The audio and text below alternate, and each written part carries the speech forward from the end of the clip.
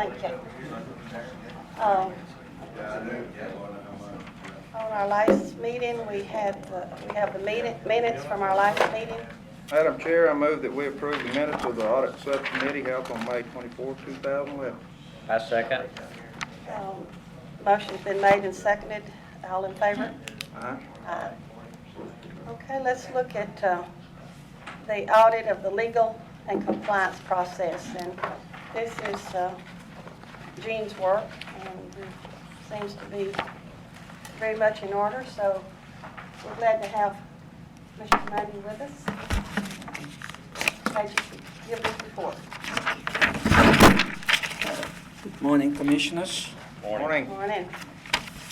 Officially, I'd like to introduce one of my associates, Robert Gonzalez. Hello, Robert. Morning. We have reviewed the legal and the compliance processes at the Texas Animal Health Commission as of June 30th, 2011. On page 5 of the report, we outline the controls that we noted. May not be able to go over all the controls, but I'll just touch on a few of them. One of them is the fact that the Commission has established policies and procedures for implementing the legal and compliance processes. All complaints and violation cases had supporting documentation included in each case file. Open record requests tested were responded by the Commission within 5 days of being received. The agency commission members are kept informed of any agency legal activities which may have a significant impact on the agency. And the legal counsel monitors all state and federal legislation which may impact any of the commission's programs. We did have an opportunity for enhancing the processes in place. We did look at performance measures, and we noted a significant variance related to projected performance measures reported for compliance actions completed. The reported number of actual compliance actions completed and reported in the annual performance measures report for fiscal year 2009 and 2010 were 2012 and 1,696 respectively, while the approved legislative budget projected 400 compliance actions to be completed for each year. So we do have a variance there of 1,605 and 1,289 for fiscal years 2009 and 2010. Apparently it had to do with how the information was generated. It was reported on a quarterly basis when the information that was reported is a little different. So we do make a recommendation that the Commission should review and consider adjusting the projected performance measures in the budget, in the legislative budget, in order to more accurately reflect the actual number of compliance actions completed for the year.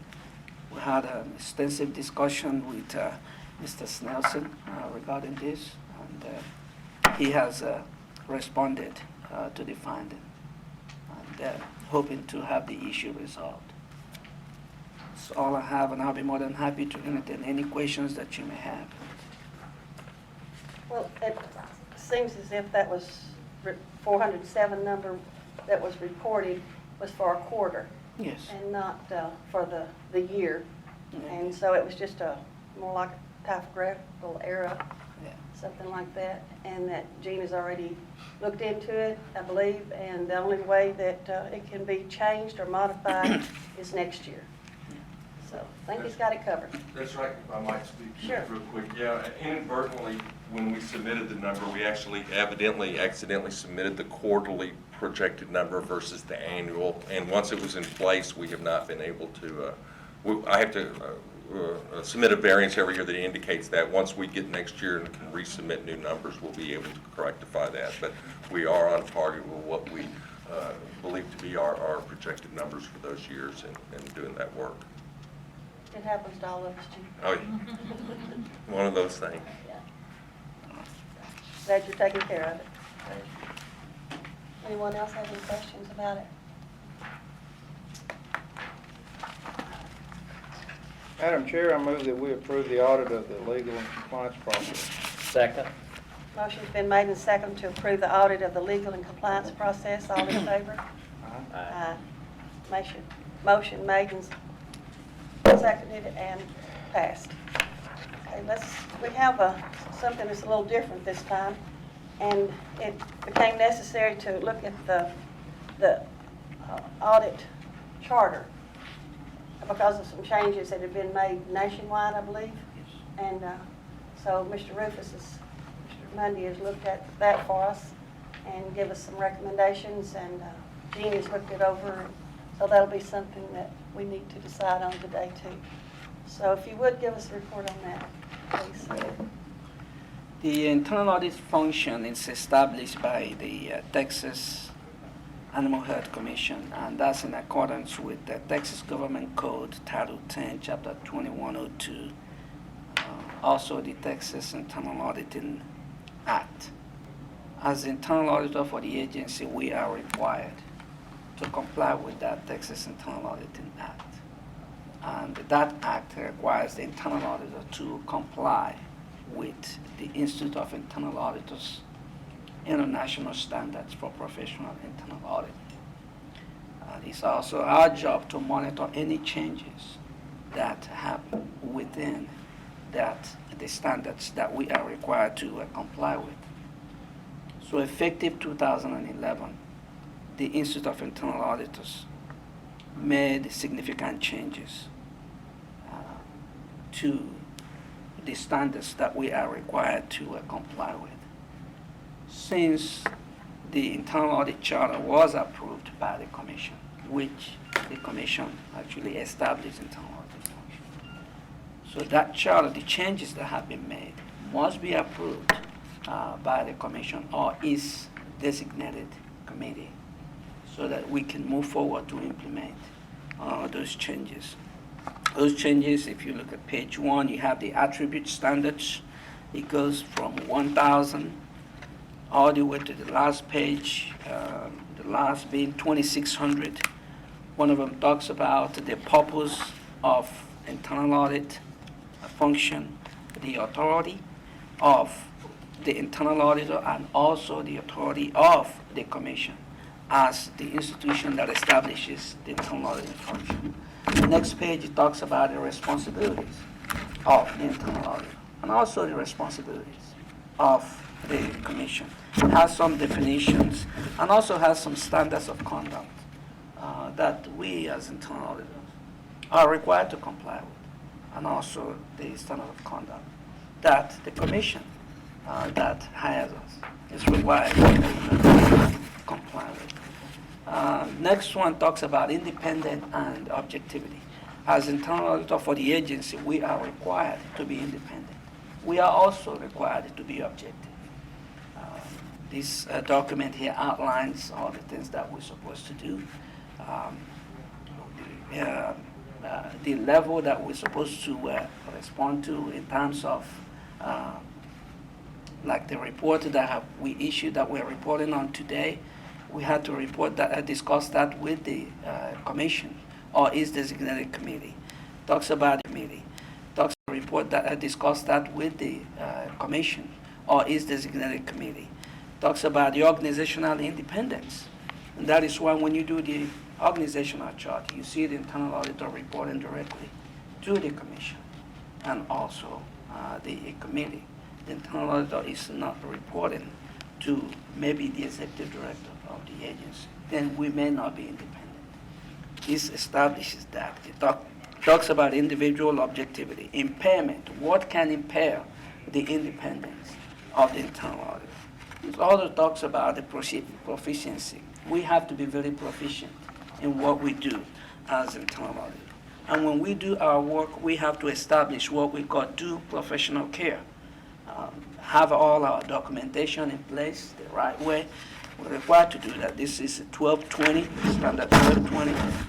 We also required to maintain continuing professional education. That means in order for us to do what we do, we have to continue to develop what we know instead of just doing the same thing over and over. We're required to have that continued professional development. It's also the Quality Assurance and Improvement Program. We're required to implement that within our firm to make sure that we are complying with all the appropriate standards. Go to this disclosure of non-conformance.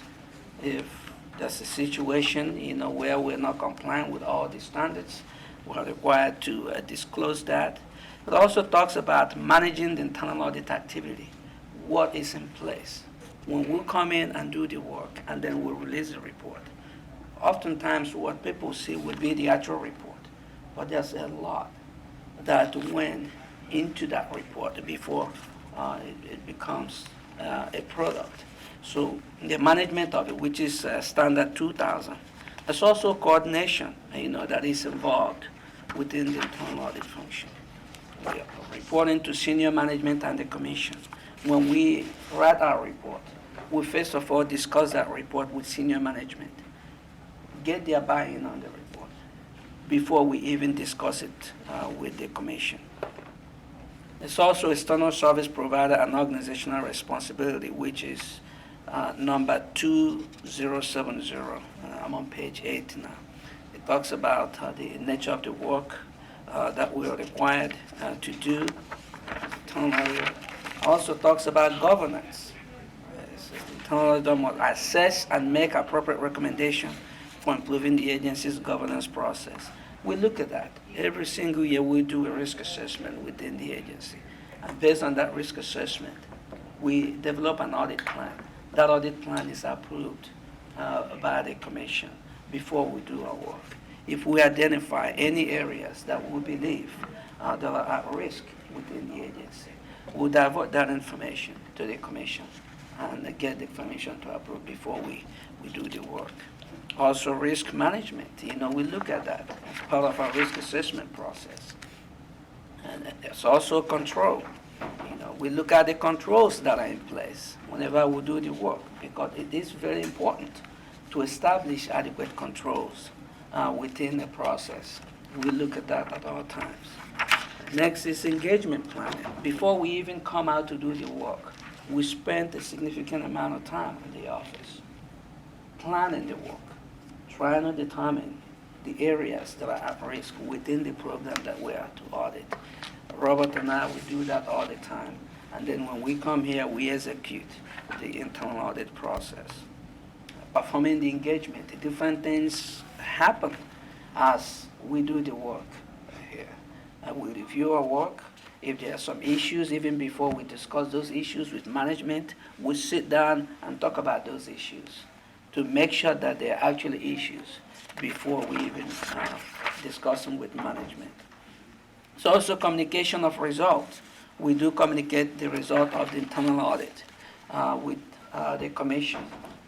One of that was the one that we just did this morning here. Engagement, disclosure, and non-conformance again.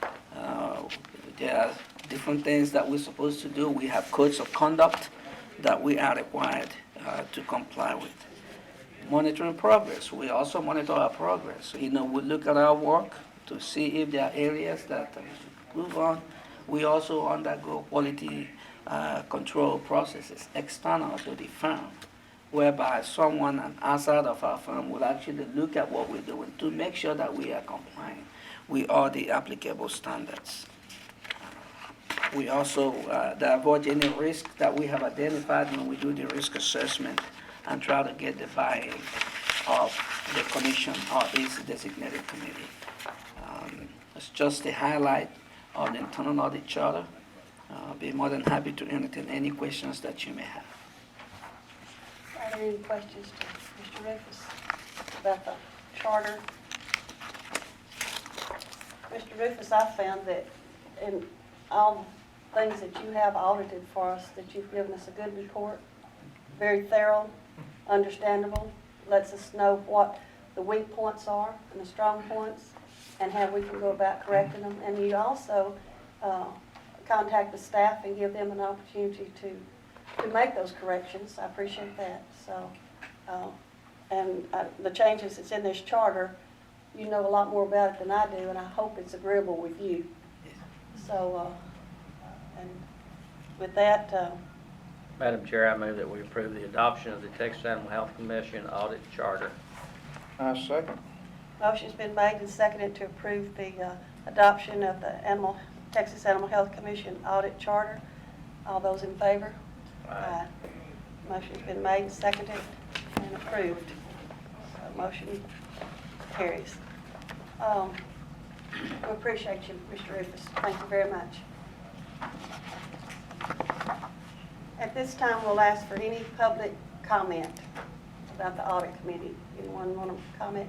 Gene, do you have anything else you need to bring? Well, the only thing I'd like to say is, and sorry, I should have said it earlier, but I did want to acknowledge in terms of the audit for my department and stuff, the 3 folks that work for me, because I will tell you, they do a fabulous job on behalf of the commission, and it's an honor to work with all 3 of them. I think I'm the laggard of the bunch, so. They're the ones that keep us going, so Sally, Cal, and Richard, I do want to commend their work. You know, did y'all notice how many actions were completed by the Gene's department? 2012 and 09, 1,696 and 10. You've been keeping Cal and Richard and Sally busy, haven't you, Gene? Yeah. Well, they actually have to chase me down too to make sure I take care of everything. Oh, okay. So I will say, I forget sometimes, but Sally won't let me. Well, good, good. And we do appreciate y'all's work. Takes that to keep our commission going. Yep, I agree. Good people do it. Okay, if there's no any more public comment, anything someone, Mr. Rufus or Robert, would you like to make a comment?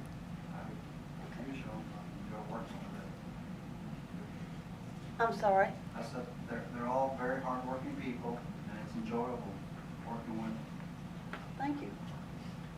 Got a good staff. We, oh, okay, I guess then we're ready for adjournment. Madam Chair, I move we adjourn. Second. Motion's made, second to adjourn. All in favor? Aye. Motion carries. So we are adjourned.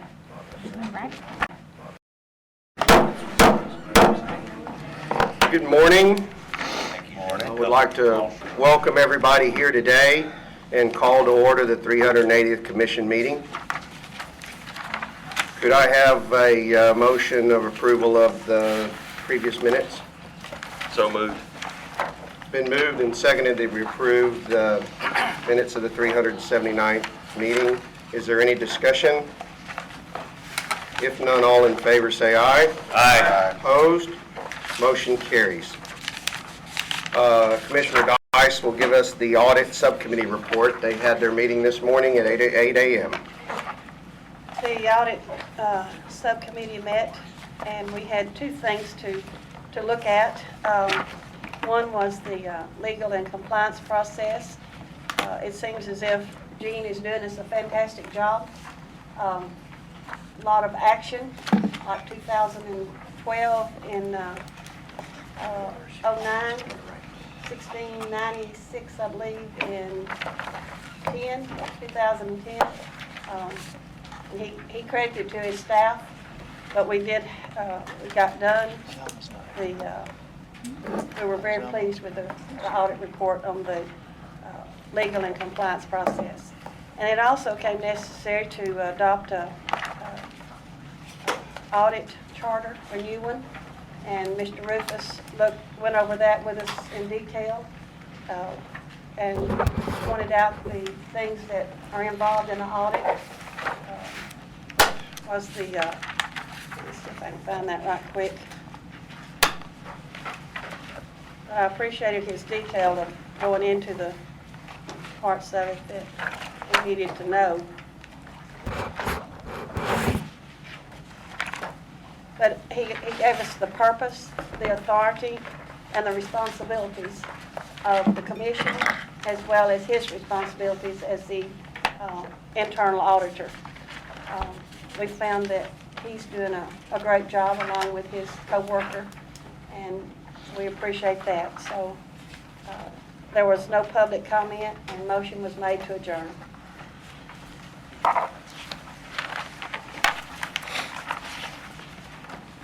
Do I have a motion? Mr. Chairman, I move that we present the audit subcommittee report as presented today. Second. It's been moved and seconded to approve the audit subcommittee report. Is there any discussion? If none, all in favor say aye. Aye. Opposed? Motion carries. Thank you. Item 4, Dr. Ellis will give us a report of the Executive Director on significant disease program activities. Dr. Ellis.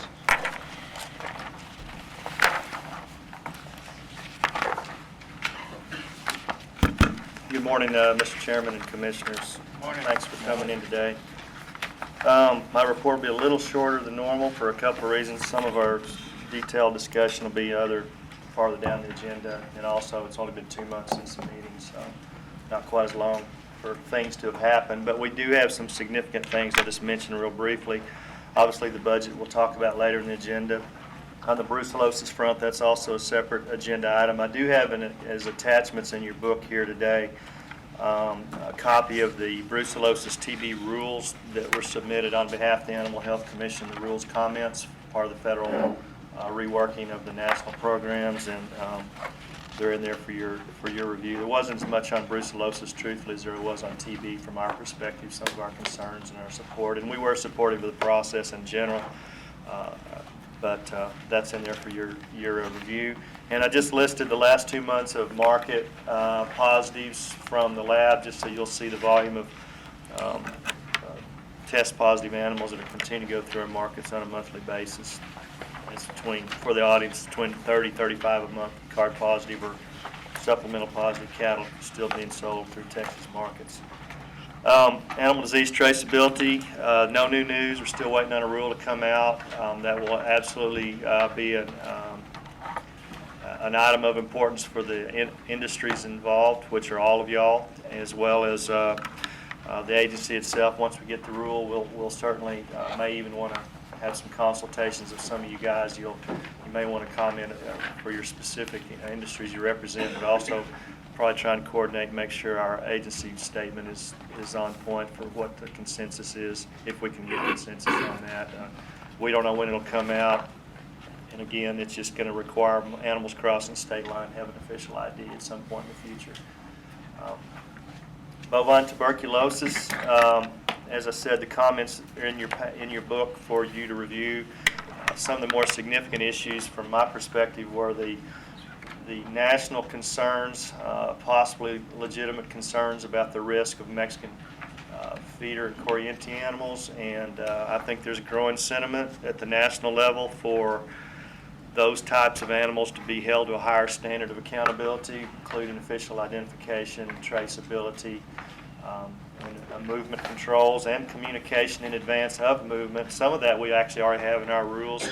You know, Corriente rope steers, we require an entry permit to come into the state, and we require a negative test at all times, even if they're in a feed yard. So we're kind of on the same page. Our concerns were, I think, would be for an overreaction at the national level in the rulemaking process. It could put an unfair burden on the industries, the feeder industry and the cattle industry of Texas, and the agency to comply with any new rules that would be put in place to mitigate the perceived risk or real risk of these species. So we had some concerns about unfunded mandates in the comments. You can see that.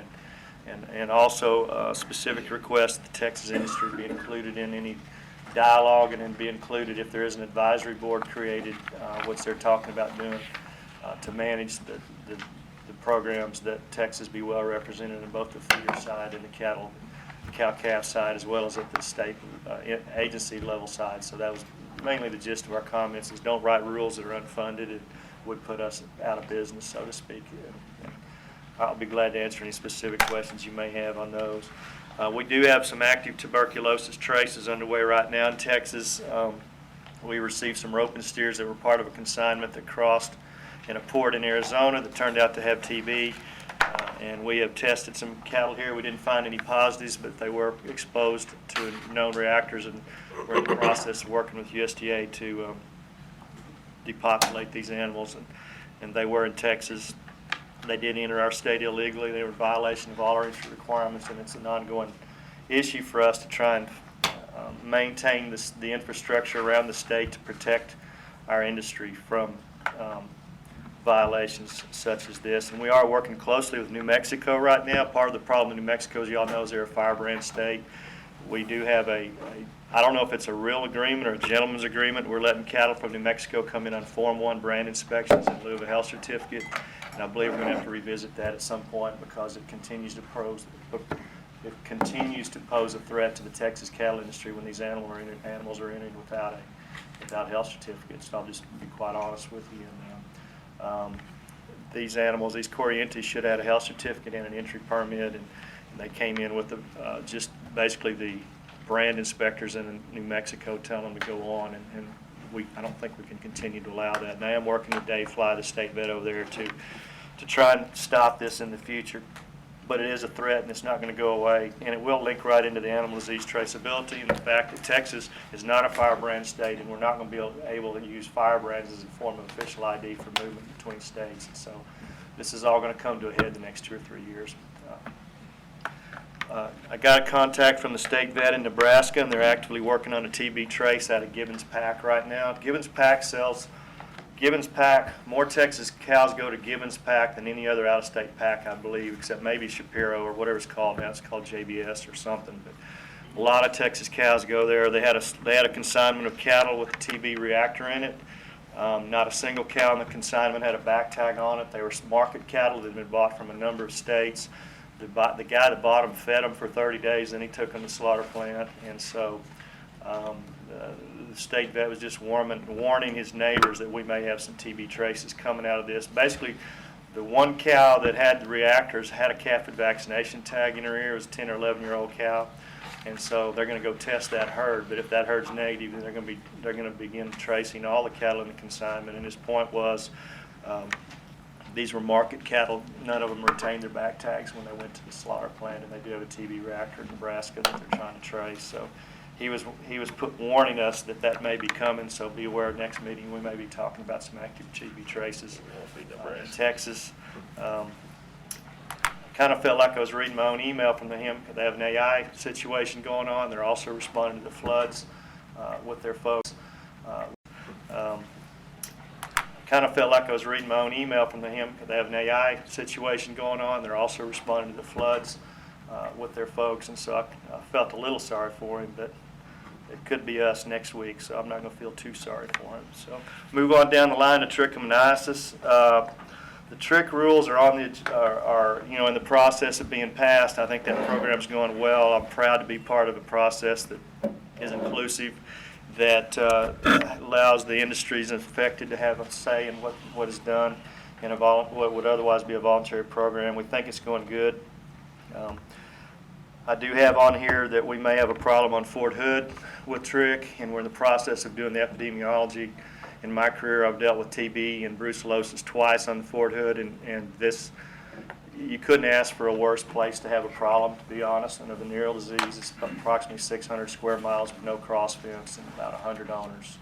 So we'll be working through that, and just let you know, this may be obviously the first place that we take a look at our control herd plan for trick, where we give a group of folks 3 years on a large place to clean up the herd voluntarily, and then we impose more strident quarantine restrictions. But just give you an FYI on that. Had on my wall, I always have a list of what bad things could be worse. And if I'm having a bad day, I'll say, well, we don't have foot and mouth, or we don't have AI and ducks, or we don't have something. Well, I had on there TB in Fort Hood.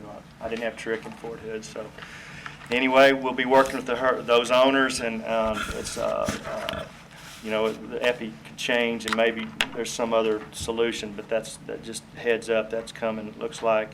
And in general, in the trick program, I think as we move forward through the rest of the discussion today and moving forward with our budget, whether the agency is able to keep a market inspector at the markets, we may need to revisit a number of the trick program, either rules or policies. If we don't have folks at a market, there's some things that we should not continue to allow, such as selling of bulls to be tested later, the out-of-state bulls coming in to be sold. We're letting infected bulls come in now to sell, and I think there's some risk factors there that without an infrastructure in place to protect the consumer, then we'll need to revisit that, and I've got a list of those there.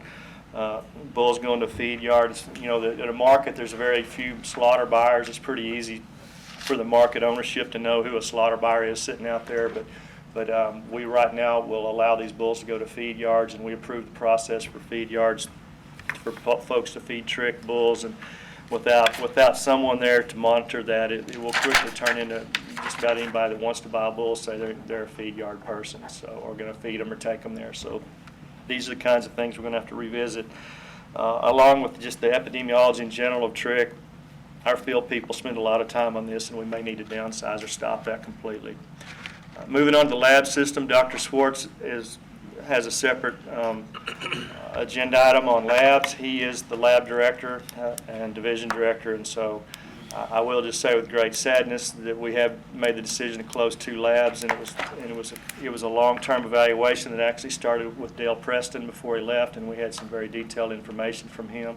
I don't think anybody was surprised, should be surprised we closed labs. We've been talking about it, and I'll let Andy expound upon that. I do have at the end of my talk, Dolly Jeffus, the lab director in Palestine, has almost 40 years experience. She was going to come today, but she has to work because someone couldn't. She's actually running blood, so she sent me an email yesterday that she wants read to y'all, and I'm going to let Dr. Schwartz read that to y'all. But I think she's probably the longest tenured employee we had, and quite a character. Equine herpes virus, Andy's going to give you more detailed information on this new horse problem that we dealt with over the last 3 or 4 months. It just goes to show the diversity of the agency and all the different industries that we regulate and stand prepared to protect at all times. And I just want to say I'm proud of our employees and the quick response and getting up to speed on another new problem with a different industry than we're used to dealing with, and I think we did a good job. And Texas we ended up having 1 known infected horse, and it was actually a race horse, and it didn't have anything to do with the epidemic that we started reacting to at the beginning, which was in the cutting horse industry. I went to a meeting in Mexico last month, the binational TB brucellosis fever tick meeting representing the border states. At least one of the border state veterinarians goes to each of these meetings. Dr. Fly went last summer, and I went this year, and I was the only state vet there dealing with the industry, both state and federal on the Texas national side, and also on the Mexican side. John Johnson Farm Bureau, Texas Farm Bureau is there as well from Texas. Some very good information was exchanged. I personally had meetings with the Chihuahua animal health officials and Cattlemen's Union, and they've committed to helping us with what we believe is an infected brucellosis herd in the Presidio Candelaria area, and we're going to work with them on getting some maps. And the cattle that are in Mexico that we're unable to test right now, they're going to either test them or we'll test them together, but they're going to ensure that we get all those cattle tested that are free ranging between Texas and Chihuahua. I also had meetings with the Tamaulipas officials about 3 feeder consignments that came in. It looks like they may not have had the right TB testing performed prior to entry, and they were very concerned about the veterinary infrastructure on their side and the credibility, and I think they took to heart our concerns about this and have committed to making sure that the veterinarian that was involved in this work is going to be sanctioned in some way or removed from the testing list. But that's an ongoing issue. The cattle ended up theoretically in Nebraska and Colorado. They're now coming back to us and saying they're not really sure they're there, and we may have to revisit our traceability on this side. But it's an issue that I was glad to talk to the Tamaulipas folks, and was glad to see the reaction that they had about what appeared to be some questionable paperwork. USDA did announce the downgrade of Chihuahua's TB status effective August 18th, and as y'all know in the business, they actually suspended temporarily the movements back a few weeks ago on Corrientes and the port and crossing of animals in general. And one of the things they were looking at was the same issue that Tamaulipas had, which is making sure the veterinarians in their state, the ones that were approved to cross, the good guys are on the list and the bad guys, so to speak, were off the list. They were having some issues with their own personnel, and that's an ongoing issue. And some believability of the validity of health papers being signed by their officials. So that's why USDA did the downgrade as quickly as they did, and I don't know how quickly that'll come back. Chihuahua is our second largest importer. Chihuahua is the second largest exporter of feeder cattle in the United States. And I was glad to hear USDA is going to continue to support the Mexican state reviews, and the Animal Health Commission continues to support these. Dr. Hall, one of our field deputies, was in Chiapas last week, and we will continue to do this. It's good to partner with USDA. It's good for our people to go see TB and look at test charts and look at epidemiologic evaluations and understand the process of the Mexican cattle industry, and we will continue to do that when it's safe. And Chiapas was one of the states that was on the list that was okay to visit, so we'll selectively continue to send our people, if they want to Mexico to participate in these reviews. On the fever tick side, good news, bad news is, the bad news is the numbers are not down from last year or the year before. They're still very high. The good news is most of the problem appears to be in the systematic zone and not in the free area. That's been our focus for the last 2 years, is get the free area free again. We're getting close to doing that, and then we're going to really work on that systematic zone down there and get a better job of oversight on all the animals that are there as far as accountability, identification, and some treatment options we think are getting closer. And my focus in the next few months going forward will be to work with the USDA officials and the industry as appropriate and others to really explore the vaccine options. We have a conference call actually later this week with the federal folks on the ARS side, the veterinary service side, and some others on the scientific question of who should best make the vaccine, whether it's the federal government or do we outsource to private organizations. So stay tuned for more information on that. Board report issues are still rocking right along, and thanks to Chairman Morales for all his involvement in negotiations with one of the, on behalf of the Texas industry and behalf of USDA, with the owners of one of the temporary facilities down there, the Amistad facility near Eagle Pass.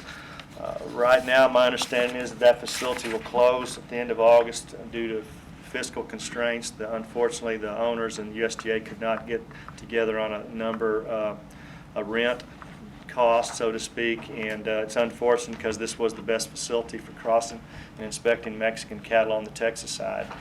We'll continue to look at cattle at Farr and at Laredo. Their capacity is not as good.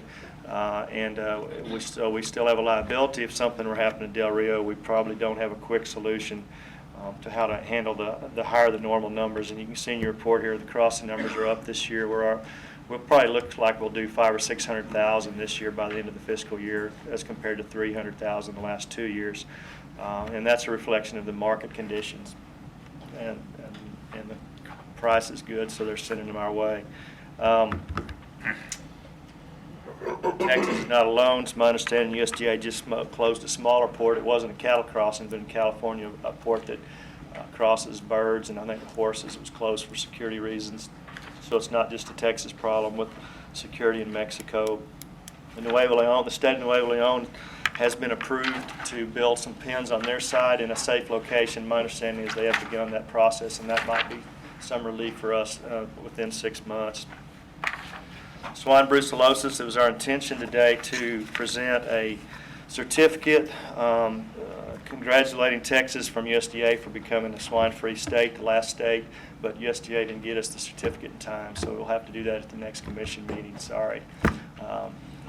So anyway, we look forward to that photo opportunity, Commissioner Real, at the next commission meeting, but they didn't get us the paperwork, so.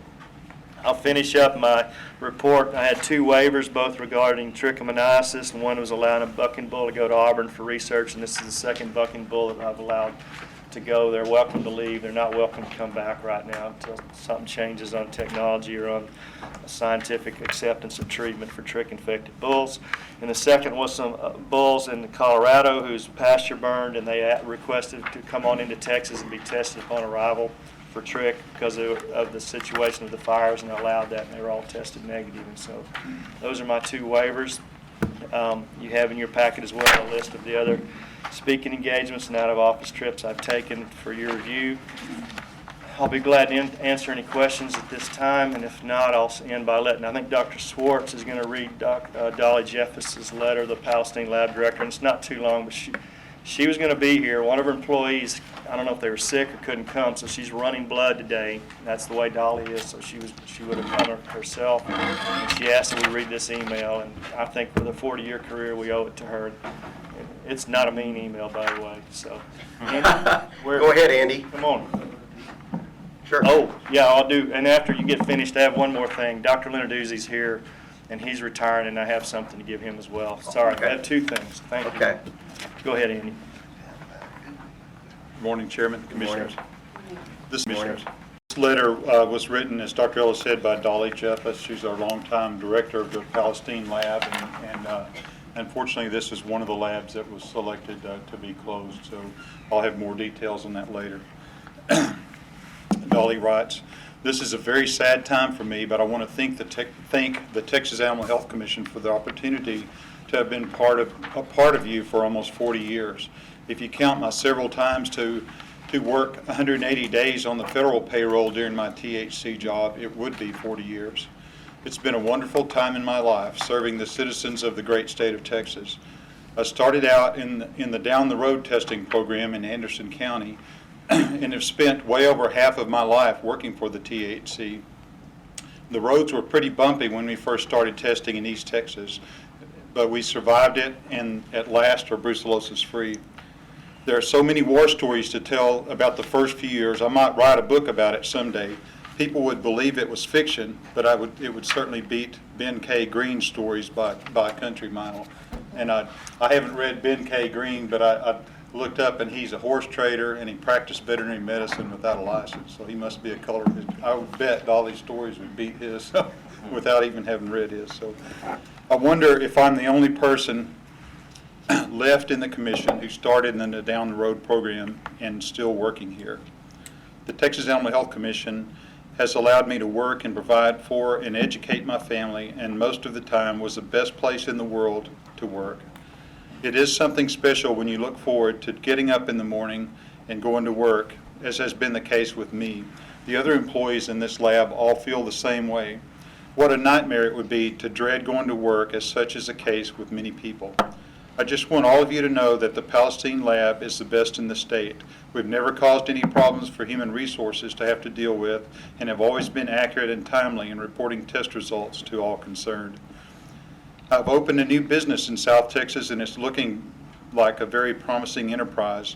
I've started a hotshot business in the Eagleford Shale and thus far have been running on a regular basis.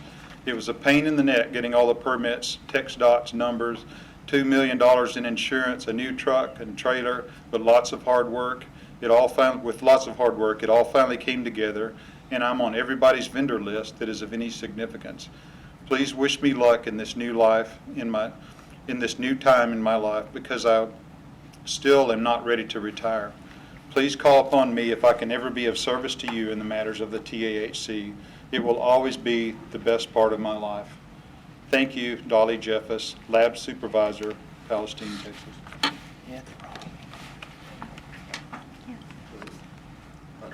Yeah. And I have to say, Dolly called me yesterday and asked to read that. And she said, put at the end of that, it's been a great ride. She said, I forgot to put that in there. She wants to know. It's been a great ride. Dr. Ellis, Yes, ma'am. do we ever give plaques or anything? I mean, that's 40 years.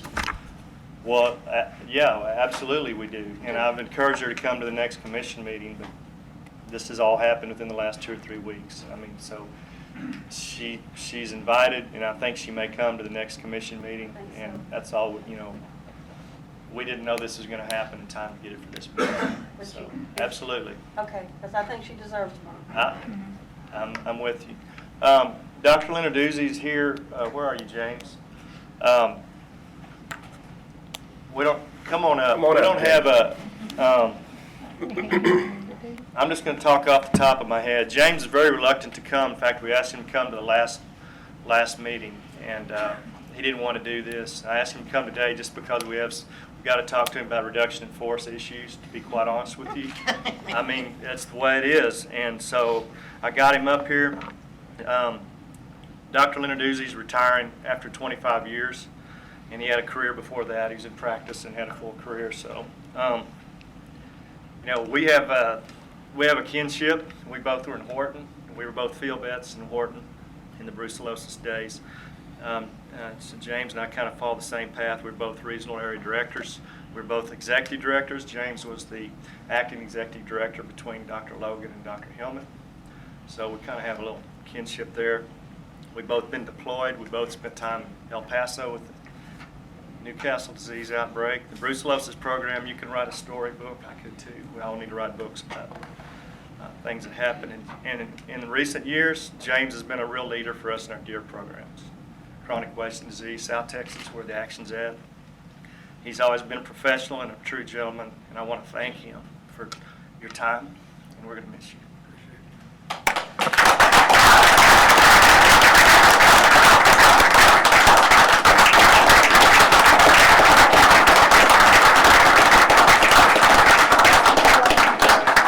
Gene, tell them about the flag. I'll let you do that, because Gene is instrumental in this. You got a flag for me. You know, I would like to note this in honor of Dr. Lenarduzzi, and I can say for my 12 years here that I have really come to rely upon his leadership, his dedication, and frankly, just good, practical common sense. And so, and in honor of that, we requested, you can request to have a flag that was flown over the Capitol from the legislature with a plaque. And this flag represents something that was flown over the Capitol on his birthday of July 9th. Which I think he turned 73. But I think it's a true recognition of what he's given this agency. And I can say in that interim role of executive director, he did a tremendous job of bringing some tranquility and calm in a difficult situation. And I truly commend his efforts and his leadership and wish him well. I heard he's going fishing, so let's hope he catches some. Catch your vision, Jim. I'd like to say one thing. James is my area vet, and we're classmates, class of '73. You got one thing right there. Okay. But James is always willing to help. I call him a lot of times after hours. Got his cell phone number. I hope he doesn't change it because I'm probably still calling. But as far as being knowledgeable about issues, interstate issues, all kinds of different things that we're confronted with as practitioners and in our area down there. James was the go-to guy, and regardless of whether it was a weekend or night, you call his office. He's got a great staff down there.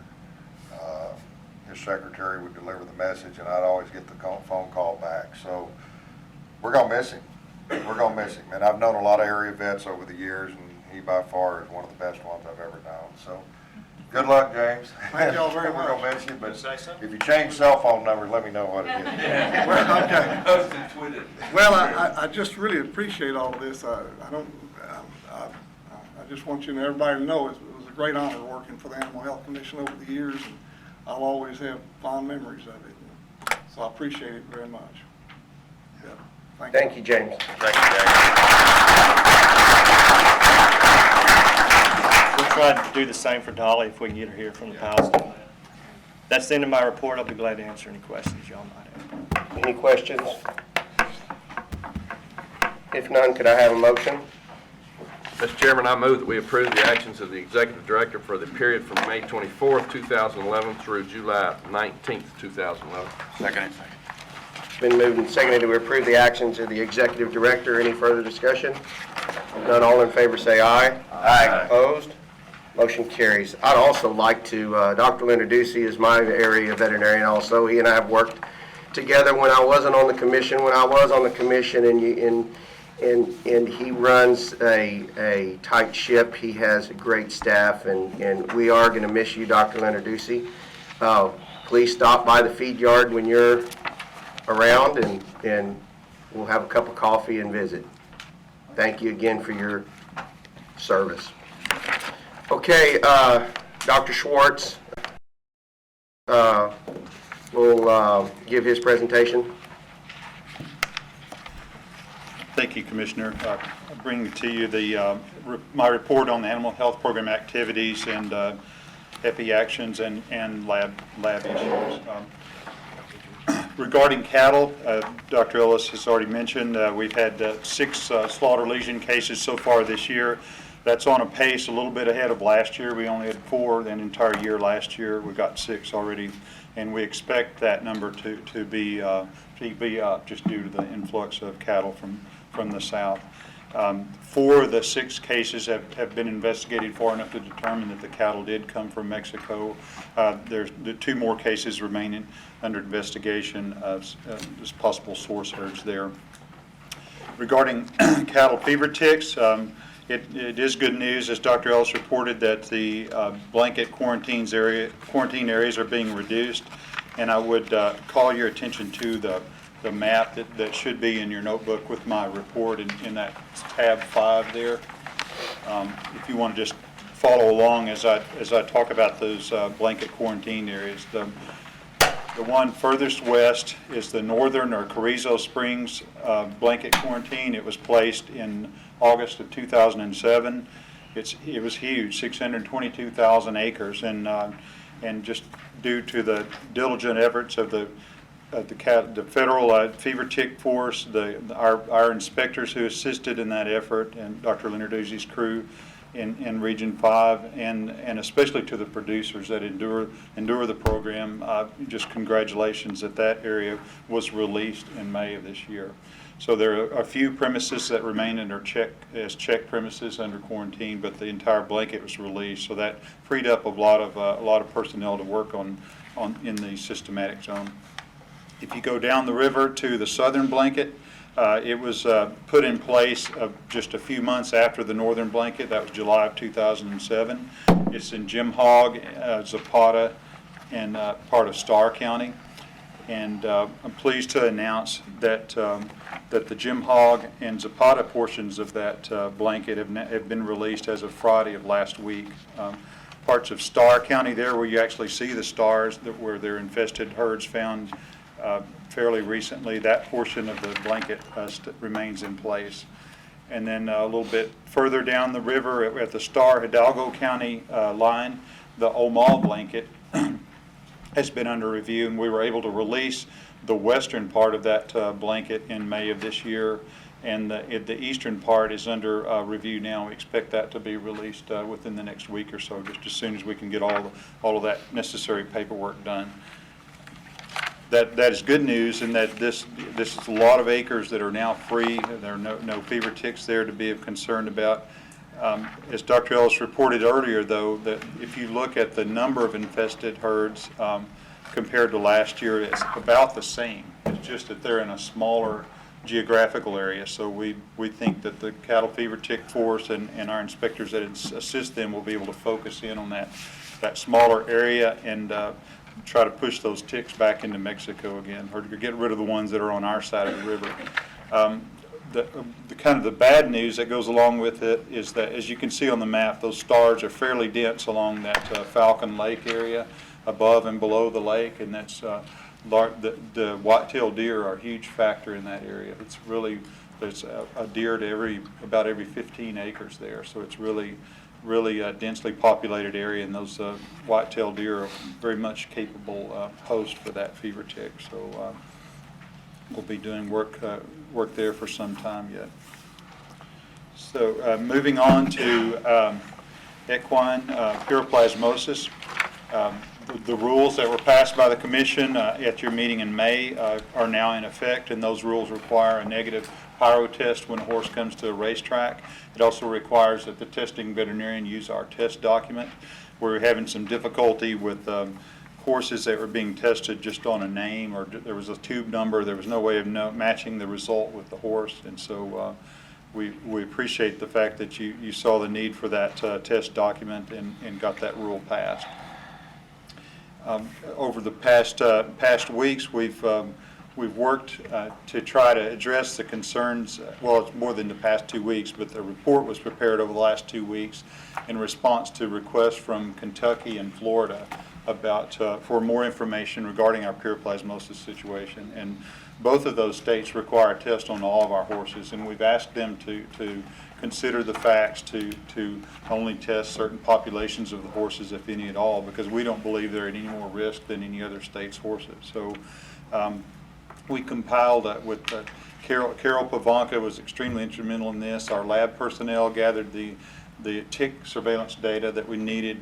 We got results from TVMDL and from NBSL and compiled all of them, and we're able to tell Kentucky, and we'll tell Florida soon, that we tested 30,000 horses since that King Ranch outbreak, and we've found 75 positive horses not related to King Ranch. That's 65 of those are quarter horse race horses. 10 of those are horses imported on a CF test, kind of a faulty test into the U.S. So that gives us just a test prevalence of 0.25%. If you look at the whole nation, samples coming to National Veterinary Services Lab, that's about 0.38%. So we're at 0.25, the national average is 0.38, so we're actually a little better than the national average on Theileria equi regarding that. So we're hoping they will consider the information we presented to them and relax some of those testing requirements that are hitting our equine industry. You might mention to them Florida's concerns about cattle. Sure. Thank you, Dr. Ellis. Might as well tell them about it. In addition to that, the concerns about the tick surveillance and where our pyro cases are located, Florida also has a pretty significant concern about the cayenne tick, the Amblyoma caginense, the vector that was discovered to be present in South Texas, and they've asked us to show them where that tick is present in the state. And just through the efforts of all the years of our inspectors and field personnel gathering ticks when they do a herd test or at markets, we were able to show that those ticks are present in South Texas, basically from San Antonio south. But that those ticks are present in South Texas, basically from San Antonio south. But Florida also asked the question if it's possible for cattle to carry those ticks to Florida. They don't believe they have that tick in Florida, but certainly have the environment suitable for it. So their concern is, could that tick ride on cattle to Florida? And that's our concern as well, that they'll try to turn that information back on us and want to do something with our cattle moving to Florida. But they already require a test on the horses and all, so and we'll just see where that goes. But again, that's a concern we've got, but we're providing the information, we're being transparent with the other states. Dr. Ellis, did that cover pretty much what you had in mind? So anyway, we'll see. Within the next week, I'll be able to respond to Florida's questions as well, and see where they take it. Moving on to equine herpes virus, I reported on this disease to you at the last commission meeting. The outbreak had just it was just fresh at that time. It was in late April and early May that a cutting horse event in Ogden, Utah, where they had horses that broke with the disease after they left the event. And so we got word of that. Our Texas horses had been at that event. There were 27 horses that we tracked down the owners. We contacted them on that Saturday and Sunday as soon as we found out about it. All our Dr. Ellis, Dr. Hensley and I got with our field personnel, got them the information they needed. They were able to call all of those individuals so they could get those horses isolated from the rest of their horses and stop any potential outbreak. And I think this was a good example of how it can work properly when you've got the people there and who are prepared and have the contacts, because we didn't have any cases in Texas that in horses that had been at that event. So I think that rapid action made had a significant impact on the outcome. Just an overview of the entire outbreak. About a quarter of the premises of the places that had horses at that event developed clinical signs. So about 1 in every 4 horses that was there ended up developing clinical signs. That was about 90 horses over the nation. 13 of those either died or had to be euthanized. And so this disease causes neurological problems in horses, and they can get down, have to be euthanized. And so had taken a proactive approach before this outbreak, even looking at outbreaks in other states, and have written a response plan that we can use in the event of an outbreak at an equine event in Texas. So hopefully we won't have to use that plan, but we have it in place. Moving on to the state federal laboratory update. You've already heard the decision was made to close 2 of our laboratories. All of you know, I'm sure, that we operate 4 labs currently. The primary lab is here in Austin.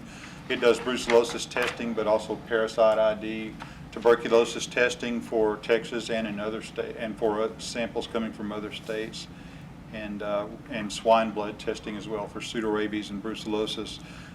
And we're in the process of establishing EIA testing at the lab right now. We're running the check test from the national lab and expect to have that up to speed within the next couple of weeks. So we have the primary lab here in Austin, three satellite labs in Palestine, Fort Worth, and Lubbock. And with the cessation of market testing, or at least the compulsory part of market testing at the end of this month, we had our field staff poll the markets to see how many plan to do voluntary testing. And the best estimates right now are there will be about 25% of the cattle coming through the markets tested when it becomes voluntary. So the volume of market testing runs about 1 million to 1.2 million per year, which is about half of the samples tested at our lab.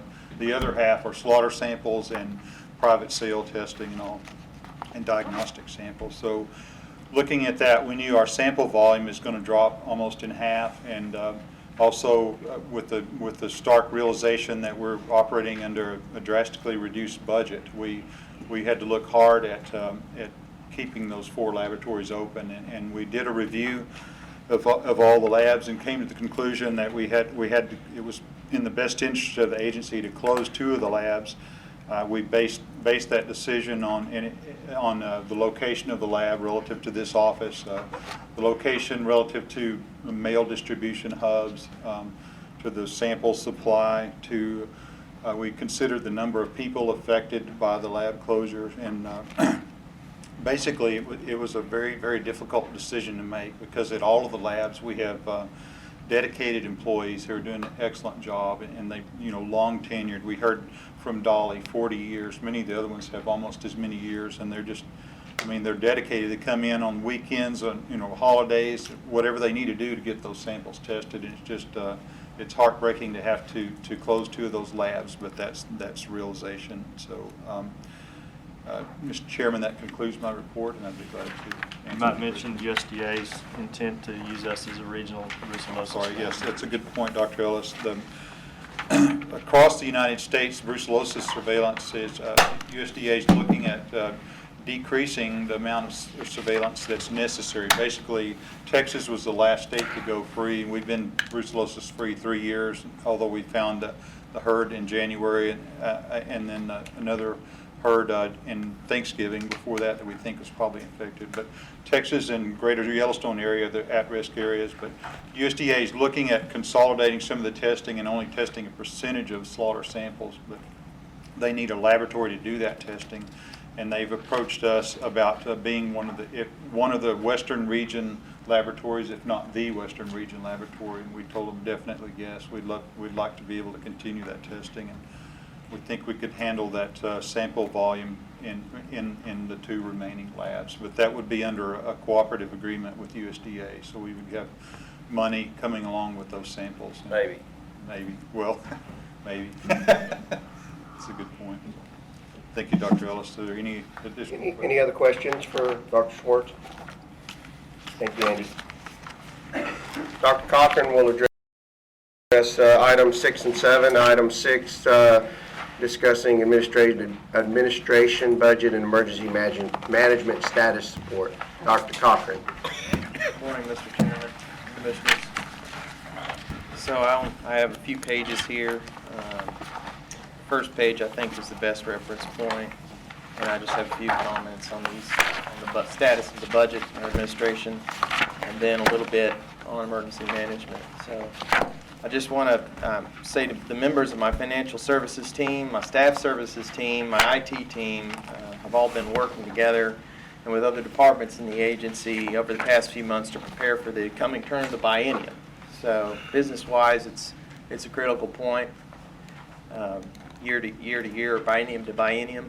And as you all are well aware, the turn of the biennium presents us with an ongoing balancing act that we perform with federal versus state funds.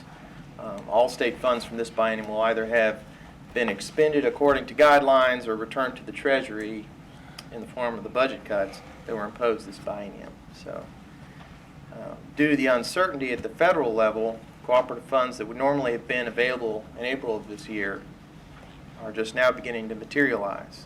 So 3 of 9 cooperatives have just been made available. Some uncertainty remains with regard to the final 6. First point testing spending between April 2011 and July 2011 will consume all or very close to all of the first point testing portion of the brucellosis cooperative, so that's approximately $1.2 million. We've been seeing record levels of cattle throughput at markets, test eligible cattle, with a current average of about $60,000 per week in first point spending. You've seen phase 1 of our downsizing plan, which is taking place now, and the agency is having to budget additional funds this year and next for retirement lump sum payments and unemployment payments in the case of employees that go through a reduction in force. Regarding the future of federal cooperatives, it's uncertain at best, and we will likely see significant reductions in cooperative funding. Our cooperative spending from if you look at 2010 versus 2013, or the projection for 2013, you'll see a 78% decrease in cooperative spending. And that's been a significant portion of our budget, about a third of our budget. Before, we saw state budget cuts and everything that's ensued over this past biennium and what's to come. So we are currently estimating at least 35% decreases in all of our cooperatives next April, when the cooperative year changes, and with an increased percent reduction in the brucellosis cooperative due to the absence of funding for first point testing. There won't be that part of that cooperative there. The anticipated cooperative decreases will really take hold of the agency in 2013, after one round of reduced cooperatives is already in place, paired, of course, with reduced state funding. And that you can refer to that first page. You just see the difference between 2010 on out to 2013. Again, there's some estimation involved in this. It's what we have to do. We've had to do it all along on cooperatives, but more now than ever. And that is without any fee revenue on the state side. So that's just what we will receive in general revenue as of this last legislative session, so for 2012 and 2013. And since the cooperative years do overlap the state fiscal years, we carry forward as much as we can to balance ourselves out. But once the cooperatives can decrease, even if they remain stable between 12 and 13 cooperative awards, there's just a lot there. We anticipate a lot less funding, and it may be even different than that. It may be less than that. So we don't know. 35% was what we thought conservative, and I still think that may not be conservative enough. Matt, you might mention there'll be some further reduction on the state side as a result of a reduction in cooperatives. Well, The money cooperatives comes back around yeah, to us. The overhead or indirect funds side of the cooperatives, there's a part of it it's a predetermined percentage of all federal cooperatives in any agency that's called indirect funds, and those are funneled back to the state treasury. We don't see that money, and they make part of our general revenue appropriation contingent upon those the funneling of those indirect funds. So if they drop below the mandated threshold coming from Legislative Budget Board, our general revenue appropriation will be adjusted down as well. So that comes hand in hand with the cooperatives. Which is not reflected on this, is it? Because we don't know what it'll be. No, we haven't adjusted on this little sheet you have here for a decrease in the indirect funds. I mean, no. So that'll drop by, right now I think indirect funds are several $100,000 per year. So you can, I just want to say again, my staff and I have worked consistently since the session started to meet both internal and external budget analysis demands, and I commend them on the job they've done, given that many figures have remained moving targets, and given that our work has been scrutinized from different viewpoints. So we stand ready to answer questions about budget or administration or business side of the agency directly at any time from any of you or the public. That concludes my admin budget report, and I'll just say a few things about emergency management. Firstly, the emergency management staff has shrunk to 1 full-time FTE. And as far as business goes, in that department of 1, we've had a few animal response team meetings to discuss the wildfire response and situation. It's been consuming, well, all over the whole state, and donations management for animal ag disaster response. It's over the whole state, and donations management for animal ag disaster response. It's pretty clear right now that there is no emergency fund to put supplies and what's needed out there for animal agriculture if the response is a state level response. Stafford Act doesn't cover it. Our budget won't cover it. Other agencies' budgets, state agencies probably won't cover it, and there's just no funds there. So it comes down to donations management and having some kind of seed money and funds sitting there. We were somewhat fortunate after Hurricane Ike that some money was somehow apportioned out to the cattle and animal ag part of that response. We don't think that may happen again. So that would be difficult. And we've been working with a joint Texas A&M, Department of State Health Services, and Animal Health Commission grant-funded EM project, which will wrap up this July. That's been, I think, productive. And we also recently engaged in the 2 to 2.5 year foreign animal disease management project with West Texas A&M, the North Carolina Department of Agriculture, and USDA APHIS Riverdale. Finally, we've been working with the multi-state partnership in the Midwestern United States, including a large part of the cattle corridor, if you will, or fed animal corridor, to develop foreign animal disease movement permits and start-stop movement protocols. So we're just working with our neighbors there, Oklahoma on up through Nebraska and elsewhere. And that concludes my report. I'll be happy to take any questions. You might mention we've been asked to participate in the National Veterinary Stockpile multi-state exercise, and we basically told them we're going to have to evaluate our resources and whether we can do that or not. The feds want us to do that in Texas, and similar to the thing we did in Amarillo a few years back, the Operation Paladero. Our answer is right now we're not sure. So with one person, so anyway, that's. So yeah, that's potentially a year and a half or so out as well. That exercise would be, they plan ahead for them. So we'll see if that can happen. Some other states have gone through those, and they've seen some budget reductions as well on the federal side in that veterinary stockpile program. So some of their planning phase has been truncated. So they show up and expect an exercise, and we're not sure whether we can balance out that commitment.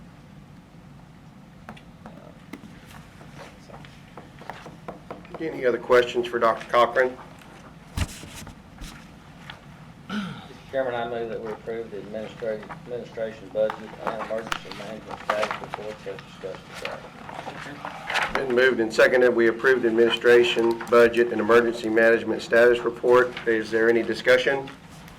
If none, all in favor say aye. Aye. Opposed? Motion carries. And now we'll move, Matt, to item 7, please. Sir, on item 7, we have no notifiable contracts or purchases to discuss. So then I would assume we do not need a motion. Okay. Then Dr. Ellis will move to item number 8.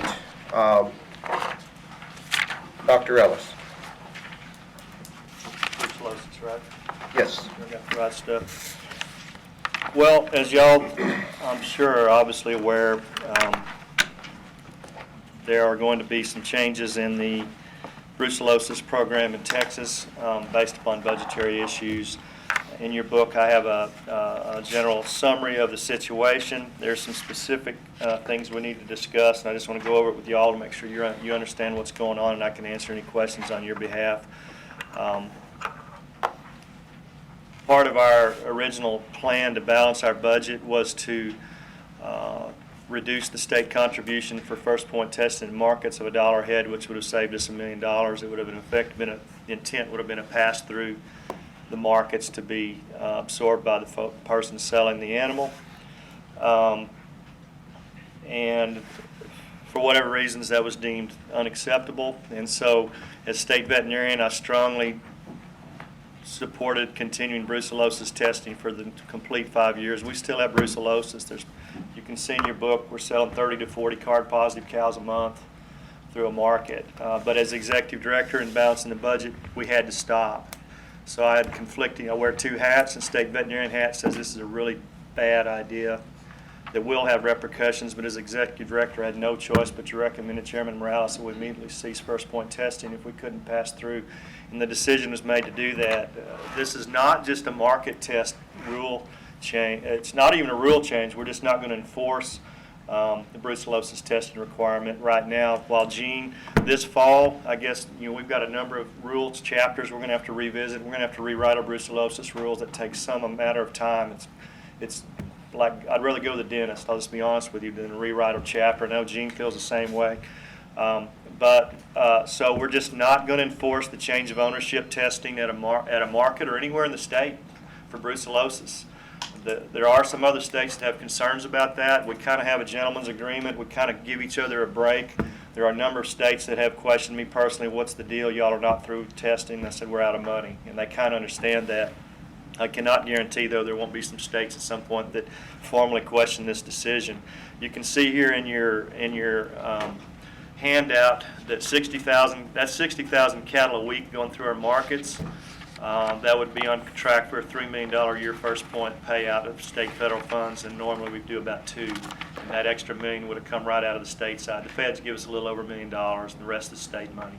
And we can't afford that. So we absolutely had to stop the paying of brucellosis testing. The decision to stop testing was a separate decision that was also made. At markets, we're still in this fiscal year till the end of August, so our inspectors will be at markets for sure through the end of August. We'll reevaluate over the next few weeks what we're going to do starting in the fall, based upon a number of decisions that are made managerially and budgetarily at both your level and my level. I've been asked a lot of questions by sale barn owners, and all we can do is say that we'll get them all the answers very quickly. We will continue to support testing through the end of August at markets. For those markets that desire to test, as you can see in the handouts I gave you, we just went and asked every sale barn owner, what are you going to do?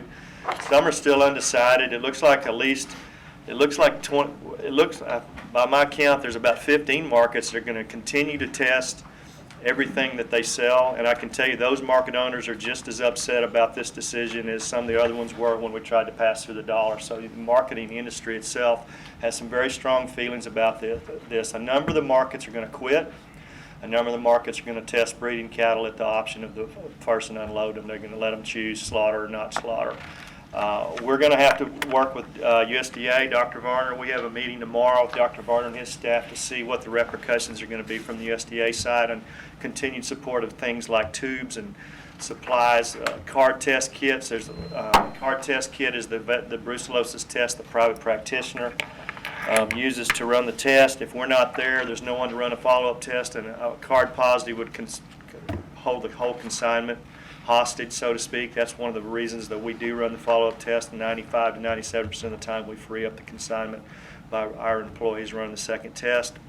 It's a fairly complicated test that our folks have been through the training on. There's some other issues at markets.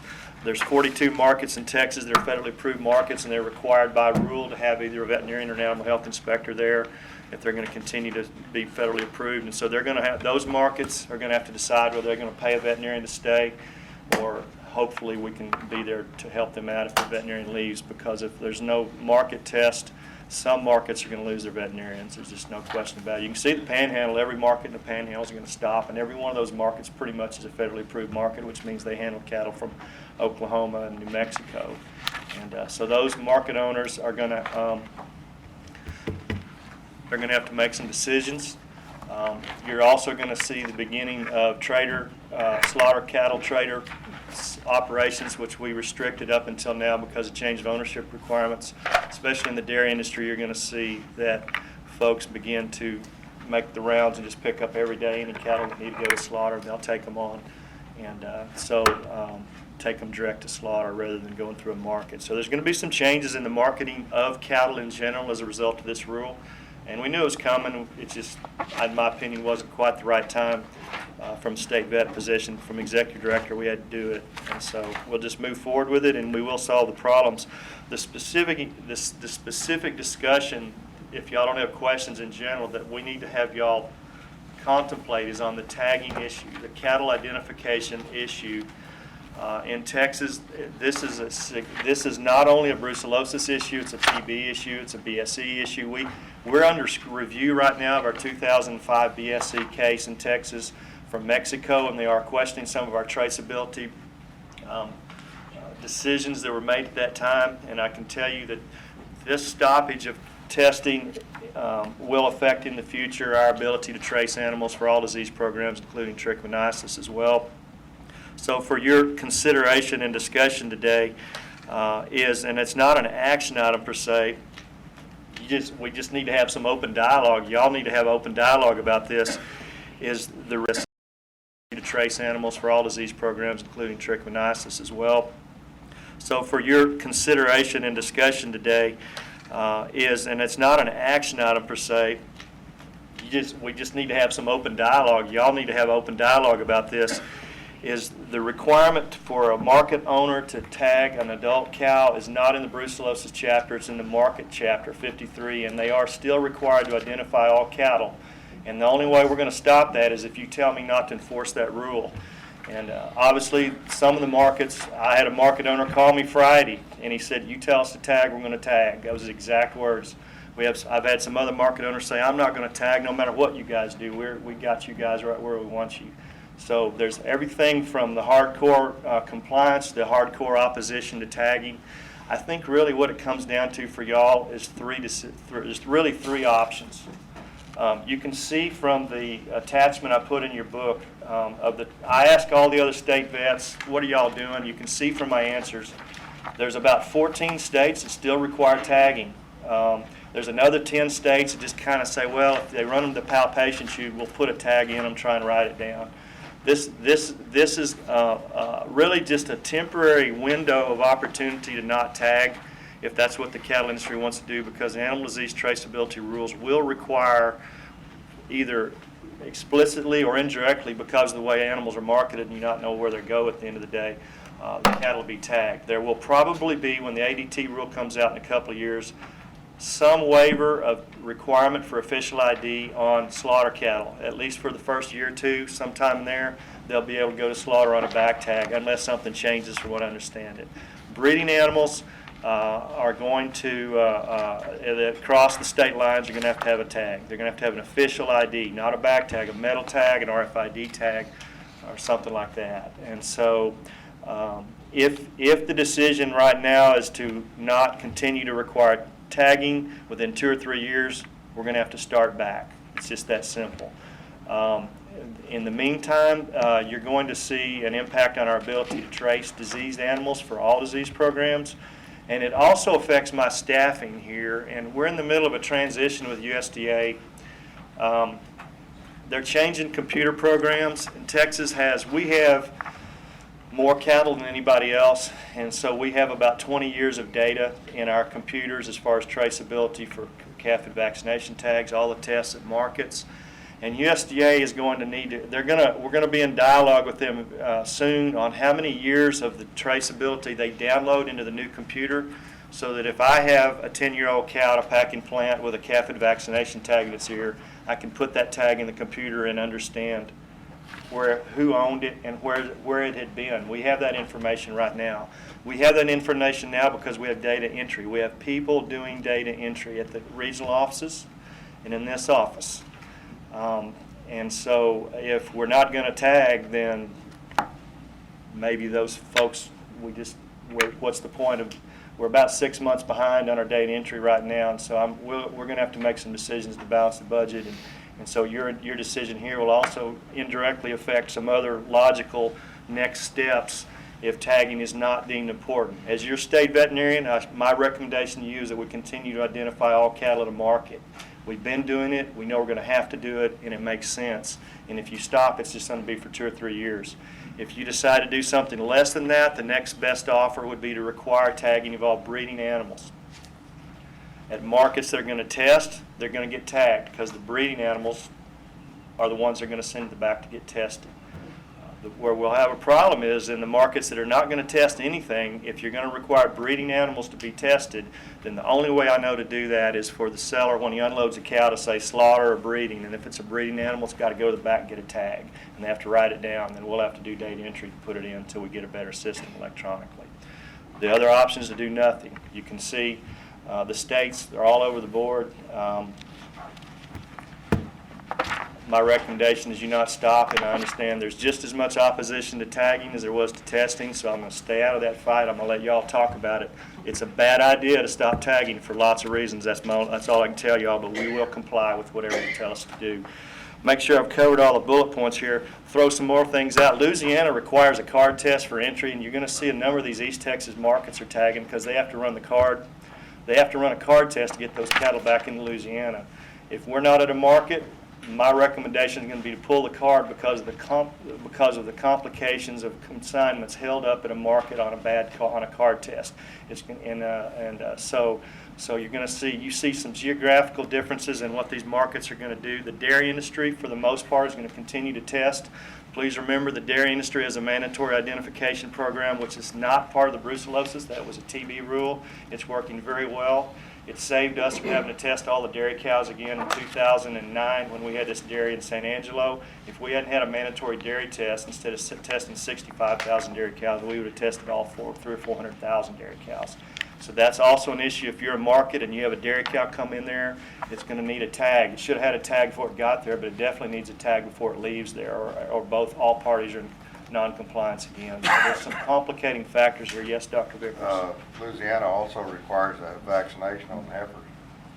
There are a number of states that still require vaccination on heifers. And, we got into that. We've gotten into that a couple of times here lately because of the drought, where folks are wanting to buy Texas cattle. And they need to be vaccinated, and they've actually asked us. And Texas folks said, will y'all vaccinate our cows so we can then send them? And our answer is no. We've occasionally done adult vaccination in a real extreme emergency, but these guys wanted me to just agree to vaccinate anything they bought, and then they would ship it, and I just told them no. But the tagging issue, interstate movement, tagging, identification, is actually probably at its low right now. These states are coming online.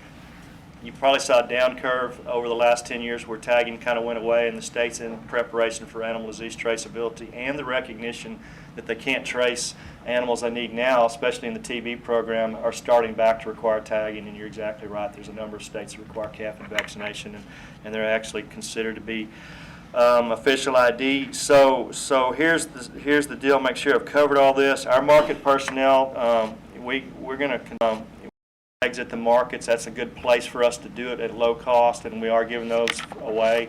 I anticipate that tags will be free for beef cattle. I don't think USDA is going to inhibit that, and so the cost of tagging from an ear tag requirement will be zero. You can see in my attachment some states, some of the markets charge, some of the states have mandatory fees.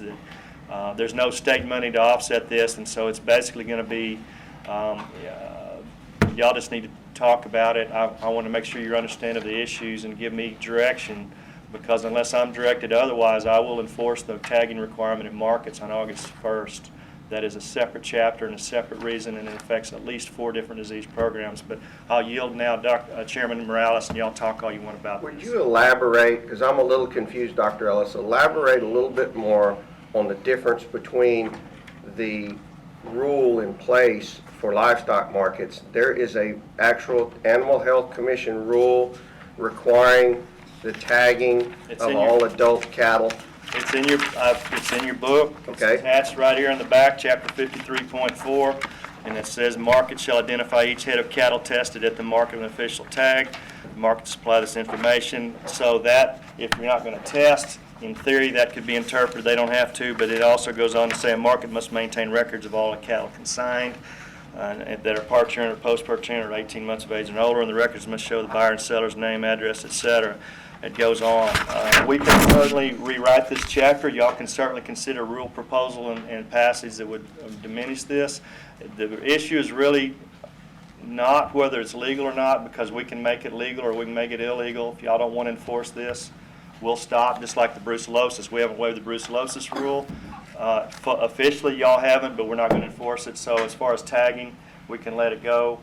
I think y'all just need to discuss right now whether you want to allow the markets to have complete discretion on do they tag or not. And if they do that, then we'll work with them to try and figure out a way to make it feasible.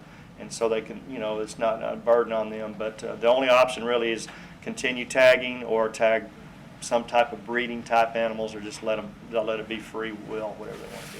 I guess one of the reasons I asked that question, Dr. Ellis, was if I'm reading this correctly, that if they're not tested for brucellosis, there could be several means of identification that the sale barns keep in their record, and that be ear tag or bangle tag or back tag?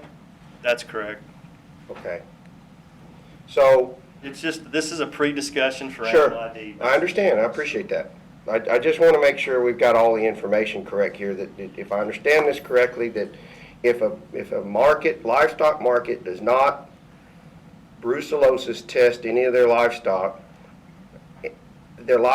I'm assuming, still is going to have a back tag, and I need some help from the market. They will have a back tag, absolutely. They will have a back tag? Okay. Everything gets a back tag, even the Sure, calf. right? everything does, so that No. No? No? that's not correct. Just- There's some consigned lots, you can do one tag for, Can you? Okay. go ahead, you want to, Yeah, there's a number of consigned lots that do not have back tags on them.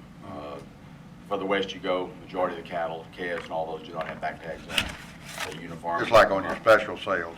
It's even just feeder sales, calf sales, everything. They don't use back tags. They use lot numbers. Bring 100 head, they'll shape those cattle up, no back tags on them or anything. Okay. And so they're not used, at all in those instances. So now we have had a lot of questions too. Is that interpretation of this tested, each head of cattle tested, and I have a lot of markets feel very strongly that if they're not tested, this requirement does not meet us, since it said if they're tested. If they're not tested, then this does not meet the rest of the directive. I've had a lot of people, when this came out, the ordinance, I think, are concerned implementation at this point based on the way it's read. This says if tested. And, that's correct, that can be interpreted that way. I think if you go down to 53.5, where it gets a little tricky, is it says if the market owner must record the identification on the cattle. So if they have a tag in their ear, it's supposed to be read and recorded. So you could back off and say, well, all right, if they're not tested, technically not, but any animal that comes through with the tag, it's got to go to the back to have that tag recorded. And that's where, if you're going to do that many of them, at some point you just, the concern, and we understand this, is old cows, weak cows, and obviously I think there's room for discussion on discretion and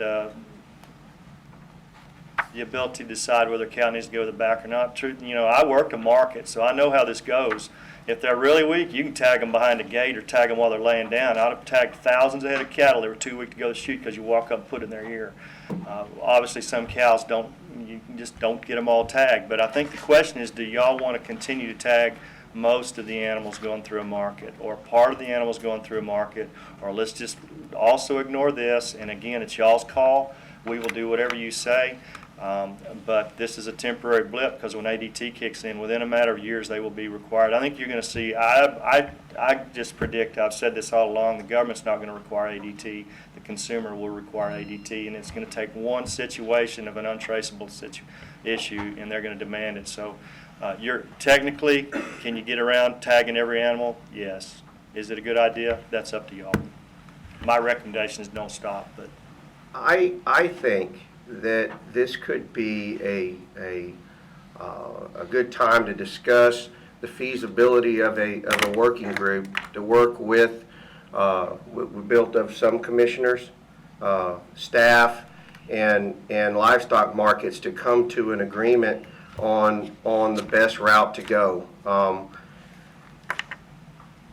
This is something that I think is very important. Dr. Ellis has stressed that it's very important, maybe, and I'm not talking about a working group that takes 6 months to make any decisions. I'm talking about maybe getting this working group put together that can meet next month and sit down and listen to Dr. Ellis's concerns, figure out which cattle we need to ID in these livestock markets, and at the same time, I think, get as much information as we can on what we've perceived coming from the federal government, from the federal requirements.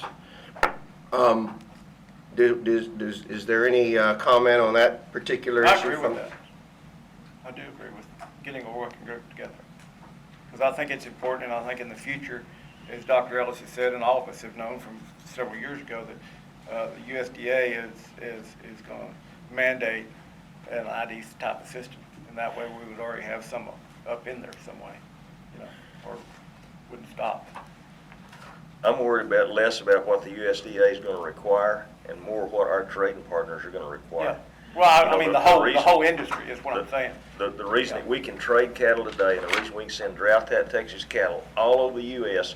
is because the Animal Health Commission has got the reputation that we've got animal disease under control in Texas, and we can respond properly to those things. And if we don't maintain the status with our trading partners that we are taking care of the things that we need to take care of, and that we've got animal ID in such a thing so that if we do have a problem, we can find the source of that problem quickly. If we don't keep that status with our trading partners, then we're going to be back to testing every cow that leaves the state of Texas for 2 or 3 diseases, and other species included. And so, we need to tread, I think in the future, as Dr. Ellis has said, and all of us have known from several years ago, that the USDA is going to mandate an ID type of system, and that way we would already have some up in there some way, or wouldn't stop. I'm worried less about what the USDA is going to require and more what our trading partners are going to require. Yeah. Well, I mean, the whole industry is what I'm saying. The reason that we can trade cattle today and the reason we can send drought-tied Texas cattle all over the U.S. is because the Animal Health Commission has got the reputation that we've got animal disease under control in Texas, and we can respond properly to those things. And if we don't maintain the status with our trading partners that we are taking care of the things that we need to take care of, and that we've got animal ID in such a thing so that if we do have a problem, we can find the source of that problem quickly. If we don't keep that status with our trading partners, then we're going to be back to testing every cow that leaves the state of Texas for 2 or 3 diseases, and other species included. And so, we need to tread real carefully about the changes that we make. I mean, there are some changes that we're going to have to make. I readily agree with that. Testing is one of them, but if we lose the credibility of the ability to trace back, then we're going to be. Are we talking about a bright tag and maintaining those records? Talking about putting a tag in the rear, writing it down on a piece of paper and giving it to us, what you're talking about. Are we going to have a specific form, or? Well, we would use the market test form. It would correlate the back tag to the ear tag to the owner's name. We would just use the same form. There just wouldn't be any blood to go with it to the laboratory. Go to the area office? Go to the I don't know that, because that's a budgetary decision what we would do afterwards. But in theory, yes, that could go to the regional office. Our regional office is doing data entry right now on markets and slaughter, working with USDA. If they're still there, we'll continue to do that. But if they're not there, they won't go to the regional office, they'll come here, and I guess we'll put it in a box. Do we have any commissioners that would be opposed to, for me, after this meeting, sitting down with Dr. Ellis and putting together a working group that'll go to work quickly? Do we have anybody in opposition? I think it's an excellent idea. I think we need to move on it right away, though. Of I don't course. think it needs to be. It doesn't need to be something we wait on, it's something we get after right away. Okay. I wanted to ask one question too, Dr. Ellis. Regardless of what the working group comes up with or recommends, dairy tagging will stay intact, correct? Because I know dairymen want that. Yes, ma'am. To ensure the health of their cattle. Yes, ma'am. Okay. Unless you tell me otherwise. I will You not tell you collectively. otherwise. Not. I'll be on vacation the first week of August. I know, other than that, I can meet next week. If y'all want to Okay. get on it, and do it whatever, tomorrow, Okay. I don't care. But this is, in the It's meantime, yes, so yes. the question, August 1st is only 2 weeks away, and market testing is going to stop. So do we just, we'll just allow them to do whatever they want while the working group convenes, and if we want to make them come back or not come back, the official word will be after that. I need direction for August 1st, sales on August 1st. Well, I guess we get back to the interpretation of this rule, Dr. Ellis, and it's vague. And I think that's one of the things the working group needs to address. Number one, how do we address this rule and make it more straightforward? And then we got to come up with a consensus on what livestock we feel needs to be identified in the livestock markets. Well, if we take another look at it, it is not vague. If they're tested, they're going to have a tag recorded or applied. But Right, what's if they're not tested, vague is right. if a cow's going through a market and they have a tag in their ear, the market owner is required to record that information. That's not vague. That's in 53.5. So the question is, do you wish us to hold that part in abeyance while the working group convenes? Because right now, if a cow goes through a market with a tag in her ear, this says write it down. Some have interpreted that if they're tested, then this is the record keeping you've got to maintain too. Correct. I think some will challenge that. I mean, I think we're gonna try to get an answer, a solution as quick as we possibly can to Yes. agree with this, because I think some will challenge it, saying the record keeping basically relates back to if the cattle are tested. If they're not tested, the record keeping does not maintain. I mean, someone will probably end up, I've heard enough out of it within the community. There's a lot of mixed signals that are going out there that we're gonna stop testing and we won't run through the chute. I think we gotta be very careful how we address this. I'd rather see our working group get together and let's get information back to them before we implement it on a strict basis, because I think you'll see it challenged very strongly by some individuals throughout the industry. Would you be able to meet before you go on vacation, Dr. Ellis? Yes, let's meet this afternoon. I mean, whatever. Yes, sir. This is important. So, absolutely. Okay. Well, I'm thinking about possibly the latter part of next week or early part of next week. We'll discuss it afterwards. Talk after the meeting, yeah. Okay. You need some other people involved in it, I think. Yeah, that's correct. What's here today. And Gene, we don't have to designate right now during the meeting who that may be. This is not a subcommittee, this is a work. And there's no action on it, but I just think this is a good point to discuss that further, and that's going to need a working group. Mr. Chairman, I have another question, though. What do we do with what the working group decides? Or we Well, take the full commission that's action and change? So that's a good point. So if we're talking about speed, where are we then? Well, right now, I think, get this together, make the determination, and between Dr. Ellis and Mr. Morales, they're going to have to make the call on what do we do on the 2nd of August, based upon whatever this group comes up, because we got to know something by the 1st of August when we stop testing.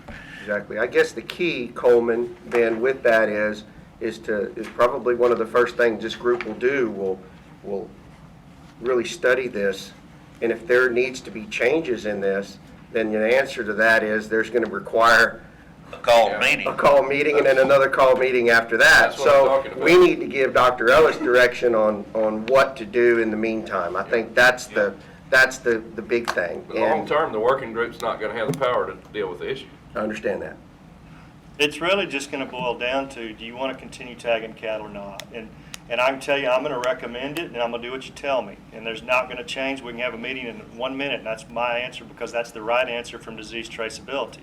as a veterinarian in charge of this agency, we need traceability. So y'all, this shouldn't be a hard discussion, and you're going to have division in the working group, and I think ultimately it will just come back to you guys. You're going to have to tell me what you traceability. As a veterinarian in charge of this agency, we need traceability. So y'all, this shouldn't be a hard discussion, and you're going to have division in the working group, and I think ultimately it will just come back to you guys. You're going to have to tell me what you want me to do. Well, Tag or not. a timing in the situation that our state is going through right now with this severe drought, the timing couldn't be worse than to be talking about this, because go to a sale barn and look what they're dealing with these weak cows, and these cows that are obviously going to slaughter. I don't know if that decision can be made by Dr. Ellis and I. It's an interpretation of the existing regulations. I'm willing to work as quickly as possible, and then the working group, which I'll be involved in, we'll visit with Dr. Ellis and just do the best we can. I'm not willing to say today that every breeding age or every test eligible animal going through the livestock market needs to be tagged. I'm not saying for or against that. All I know is there's a lot of these cattle that are very weak, and you run them through a chute, you're going to have Well, problems. Ken, well, you gotta be putting them through a chute to put a back tag on them, right? Why can't you just put an ear tag in them at the same time? You're not? No, you don't. You don't? A lot of it in the trailers, a lot of it elsewhere, it's not, Yeah. it's not the same, place or location. So it's, I mean, I guess everybody's Everybody's got their own protocol. Yeah. programming is. Exactly. Do we, I don't know the answer to this, could move interstate now, don't they have to have some official ID to go to slaughter? A back tag at least? Yeah, I don't On know the market? if they go out of state, I can't remember exactly. I think they can, what they've been doing is running back the chute and put a tag So when in the ear. like the Gibbons buyer, you just have to run that pin back and re-tag them? Well, not Gibbons, I don't think so much. I mean, I Kind just of like use- going to breeding or quarantine, they'll write a health certificate. Some will get their back tags off of them if they're back tagged or their blood. If they're not back tagged, they'll put something on If them. they have to, they have to read that clip again. So those slaughter cattle are getting rerun? Some are, yeah. Some are, depends on where you're at, what state. Comment too. The dairy industry, undertook this 3 years ago, 2-3 years ago. And it took a few months to adjust to it, but it has really paid off. And they're very pleased with the ID now. And it's no expense to the dairyman other than just tagging his animal before he leaves the farm with it. And it has worked very good. And I would get no comments. I think Gene is even don't get any more violations. So we're in pretty good shape with it, and it does help with the traceability of the dairy animal, which is very important for us at this point, because if you're going to have a mad cow, they're going to show a dairy cow on the TV, or if they have any other sickness, they always come up with a video on a dairy cow. So we can come back right quick that we've traced it, it's not in the dairy cow. So. On the same note, the sheep and goat industry has been tagging every sheep, every sheep over 18 months of age that goes to market for the last 5 years. And we don't have any scrapie today because we've traced every one of those stinking sheep back to where they came from. They do that by the bookend approach. They don't keep records in the middle, but every sheep, when they're sold, is identified with a scrapie tag. It's just like a cow tag, except it's smaller, and you got to hang in their ear, or you get to the market and they charge you $2 a head to tag them for you. And so those sheep get tagged before they leave home, and it's not a big deal. It's done, and a truckload of sheep is 500 sheep instead of 37 cows. So don't cry to me about how much work it is. And that ID and having those sheep IDs has done a lot of things for us. And so I really, tagging those cows is not a big deal. I mean, you can tell me it's a big deal, but everybody ought to have a chute at home, and if they can't, then they need to pay the price when they get to town. Mr. Chairman? Oh, go ahead, Rita, I'm sorry. So you tag your sheep before they leave home. We tag our cows before they leave home. So they're not run through an extra chute at the sale barn. And it's That not may easy, be a and it's a good lot point. of work, but it's paid off in the long run for the sheep. And in the service industry, we're faced with the same things. And I hope every industry representative everywhere listens to this. Dr. Edmonston was 100% right. Chairman Morales was 100% right. The reason that we can participate in interstate commerce is because, by golly, the Texas Animal Health Commission has the finest reputation in the entire United States as far as validity, honesty, and traceability. There's a segment that doesn't want any traceability. There's a segment that doesn't want anything done anywhere. Well, you're going to end up having to eat every one of your own cows because you're not going to get to sell them anywhere else. We, each one of us as commissioners, took an oath to do our dead level best to protect the citizens of this state, and their safety economically is dependent upon our ability to participate in commerce. If, due to this budget crunch that we're in, we lose the faith of our trading partners, doggone, the state's in a bad position, and we failed. There's going to be people who don't like what we're doing, and we're going to do some things that we don't like to do.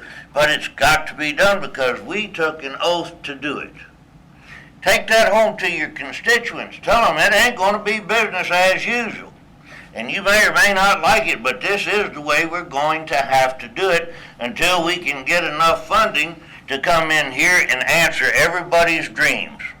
We don't have the cash. I've got a question for Ken. We got 25% that are gonna wanna have their cows tested. You know, I'm looking at all the sale yards I do business with, and plant none out there, but, most of my clients, and I have a big practice area in South Texas, they all want if they're gonna buy a cow at the sale yard, they're gonna want it tested, okay? Likewise, whenever they sell a cow, and then right now, some of them are selling a lot of middle-aged cows, like we were talking about earlier, that are short bred or middle short there, and some competition issues between all these different markets that have different. And I can answer that to some degree. There was a survey was done in my area, called me, and had a number of markets called just to visit about it, whatever. And the survey is done in a way, are you going to continue to test? Well, then you start asking questions. And I did this with my markets that called me. And some of these that said originally yes, they called me. I said, okay, you got to pay $2. You got to charge producer. You're not going to get that refunded anymore. Or you can still test them. No, I didn't know how that's going to work. So I got to charge my producer. Are we going to have the car test? If we don't have the car test, I threw this out. You got to mail it into the lab. You got to wait for the blood to come back. Are you going to test? No, I got to sell these cattle right away.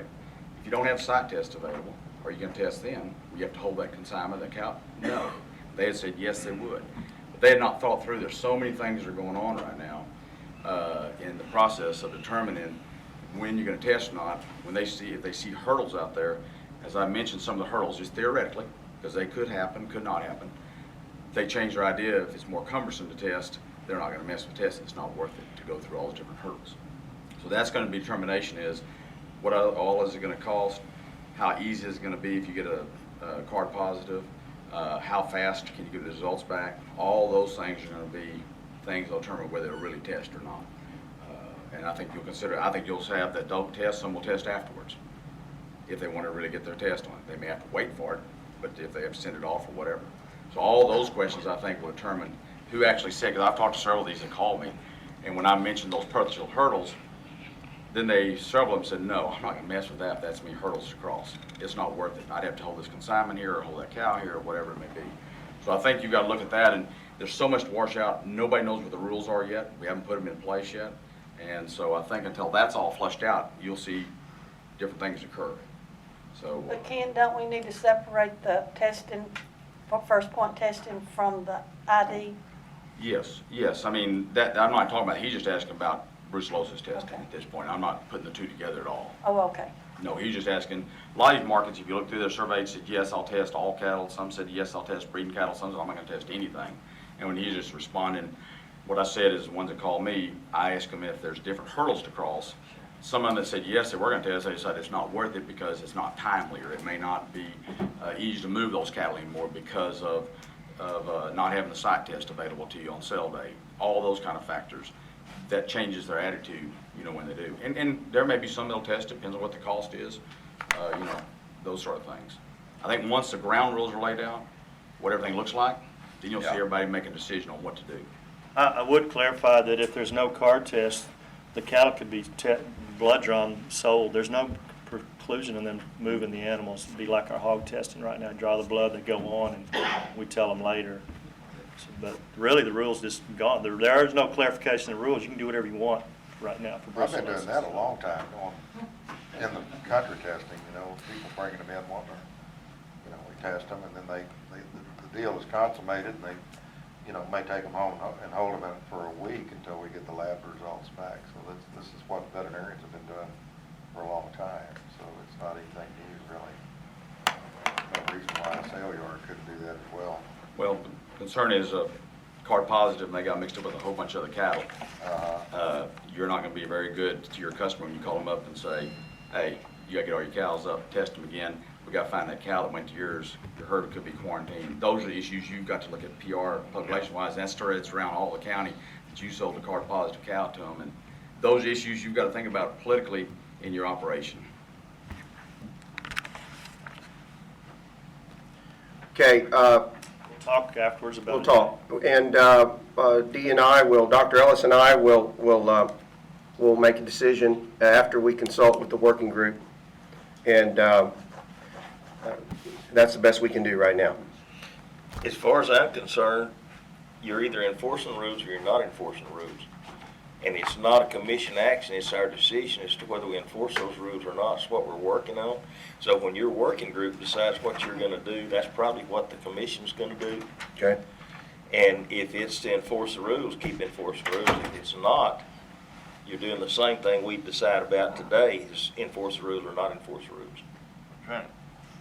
I mean, that's, you know, we're not changing the rules Right. until we change the rules. And we too. can't change the rules No. without two meetings, and there are some interpretations of the existing rule that we're gonna have to deal with. I agree. And I said a while ago, I kind of got on the soapbox. I don't think everybody's intentions is to lose the respect of our trading partners. Right. I'm not ascribing that to anybody. I think how we get to where we're going to be is the rub. I mean, we all want to keep our trading partners and want to keep them happy, but how we decide to get to that spot is the deal. And you know, I think it's one way and somebody else thinks it's another.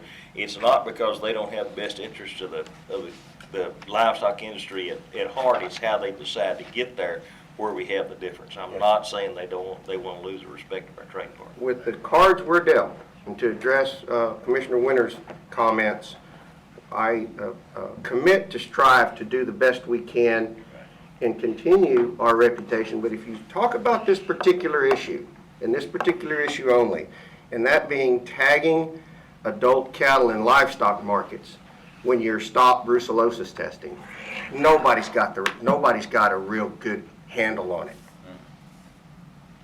Nobody. Right. We've got 2 of our border states that do it. We've got others that don't. We've got some really strong, reputable states that aren't doing it. Right. Okay? Now, they're not as close, they're not as high risk, so to speak, brucellosis-wise as we are.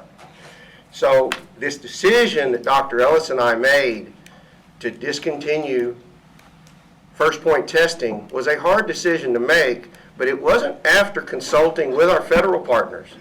And they understand that Texas is unique and that we are getting down towards the end of this 5-year period. And high risk today may not mean what it meant 10 years from now as far as brucellosis. So that is going to be our intent, to maintain this agency as well as we can and be able, the key point is to be able to continue our commerce. That's the important thing.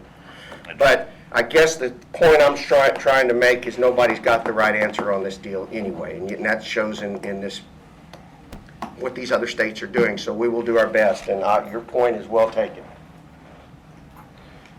All right, item number 9. Dr. Ellis?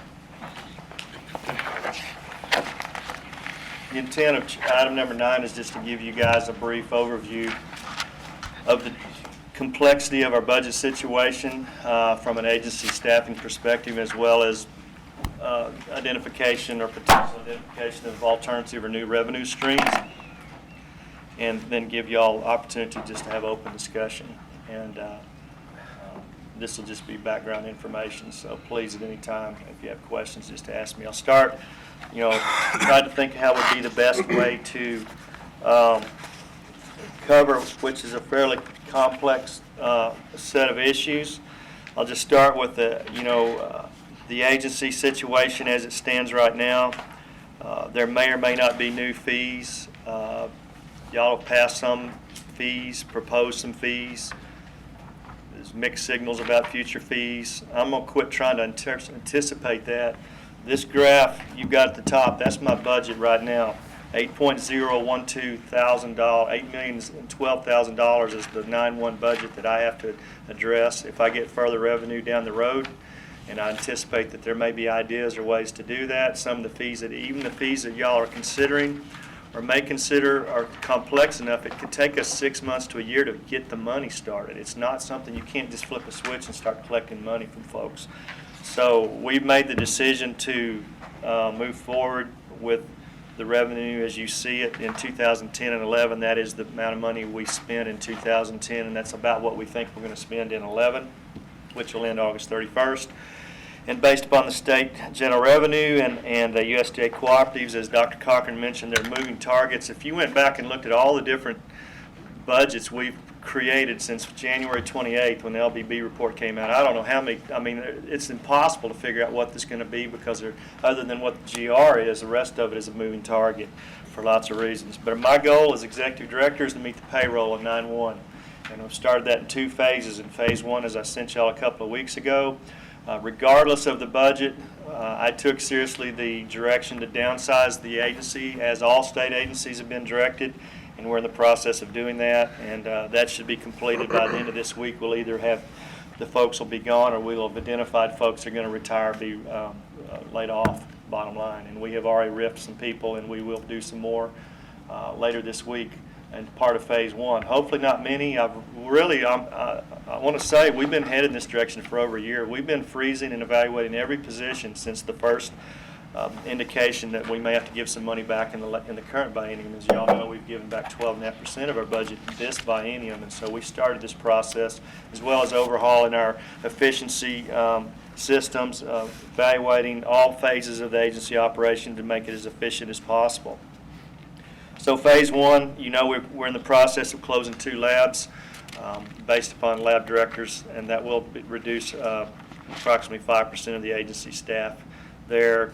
We've taken a hard look in this office and are continuing to look at it in phase 1. We've had some reduction already and may need to do a little bit more. In the field staff, I've held off as long as I could. If you look at the vacancies, the field staff has been somewhere between 10 and 15% vacant, and this office is 30% vacant, and I've intentionally left the people that are doing the heart and soul of the agency, doing the work as long as I could. And I think, working with Larissa, and I want to thank Larissa Smith, our HR director. This is a very complex issue. We're lucky to have an experienced HR person to help us make difficult decisions in a consistent and legally defensible manner so that we do this right, and yet at the same time give our field managers and our department heads the discretion to have some involvement. In other words, I'm not the Wizard of Oz, or I'm not sitting up here saying that one goes and that one stays. We're involving our management in every phase of this and trying to provide them some consistent tools to make the right evaluation, all things considered.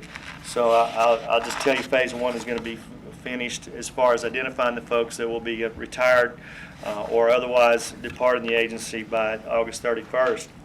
So the question then is the phase 2, and again, I'm preparing for the worst. I'm preparing for no fees. Basically, that's not exactly right. I'll say no significant fees. You have passed chronic wasting disease inspection fee and a foul registration fee that probably combined may bring in $40,000. All things considered, you're considering today a health certificate fee that will bring in a little over $100,000 depending upon the the future use of these documents, and that's not, that's 1%. That's not a significant fee. So I'm working off of what I know I'm going to get, because even those numbers are fluid. If we move forward to phase 2, again with Larissa's input and direction, and working with our field managers, our department heads in this office, we will take into consideration strategies of the agency moving forward. I've offered to meet with any commissioners or industry reps that want to meet to talk about their thoughts. I've had a really good conversation with Commissioner Real and Pork folks, Ken Horton, and I think it was a productive dialogue. I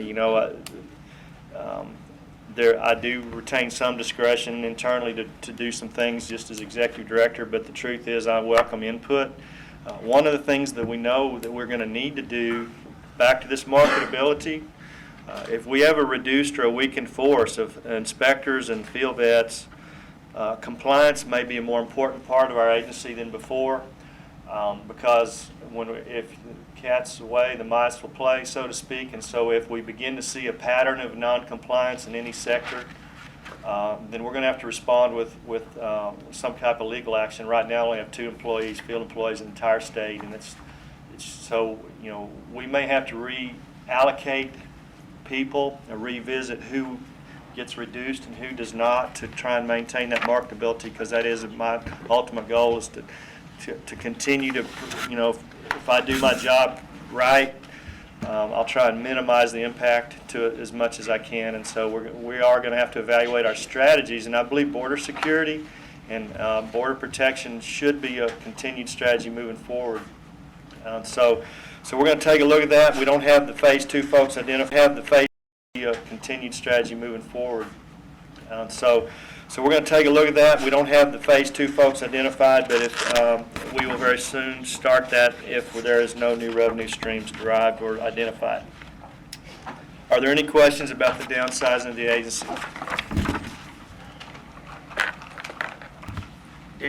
Dr. Ellis, phase 2 is not considering any of possible add-ons to TVMDL that we had talked about earlier. Is that true?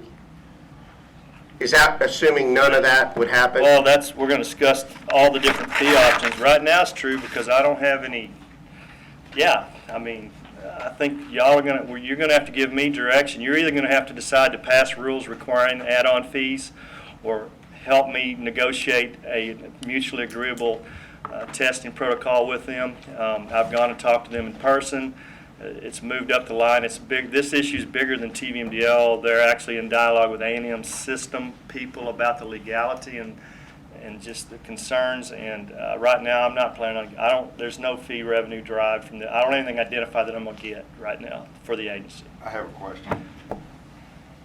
We had this exotic disease show up last year, Plasmosis. Do you have any kind of an estimation on what it cost our agency to trace all those animals, go out and test the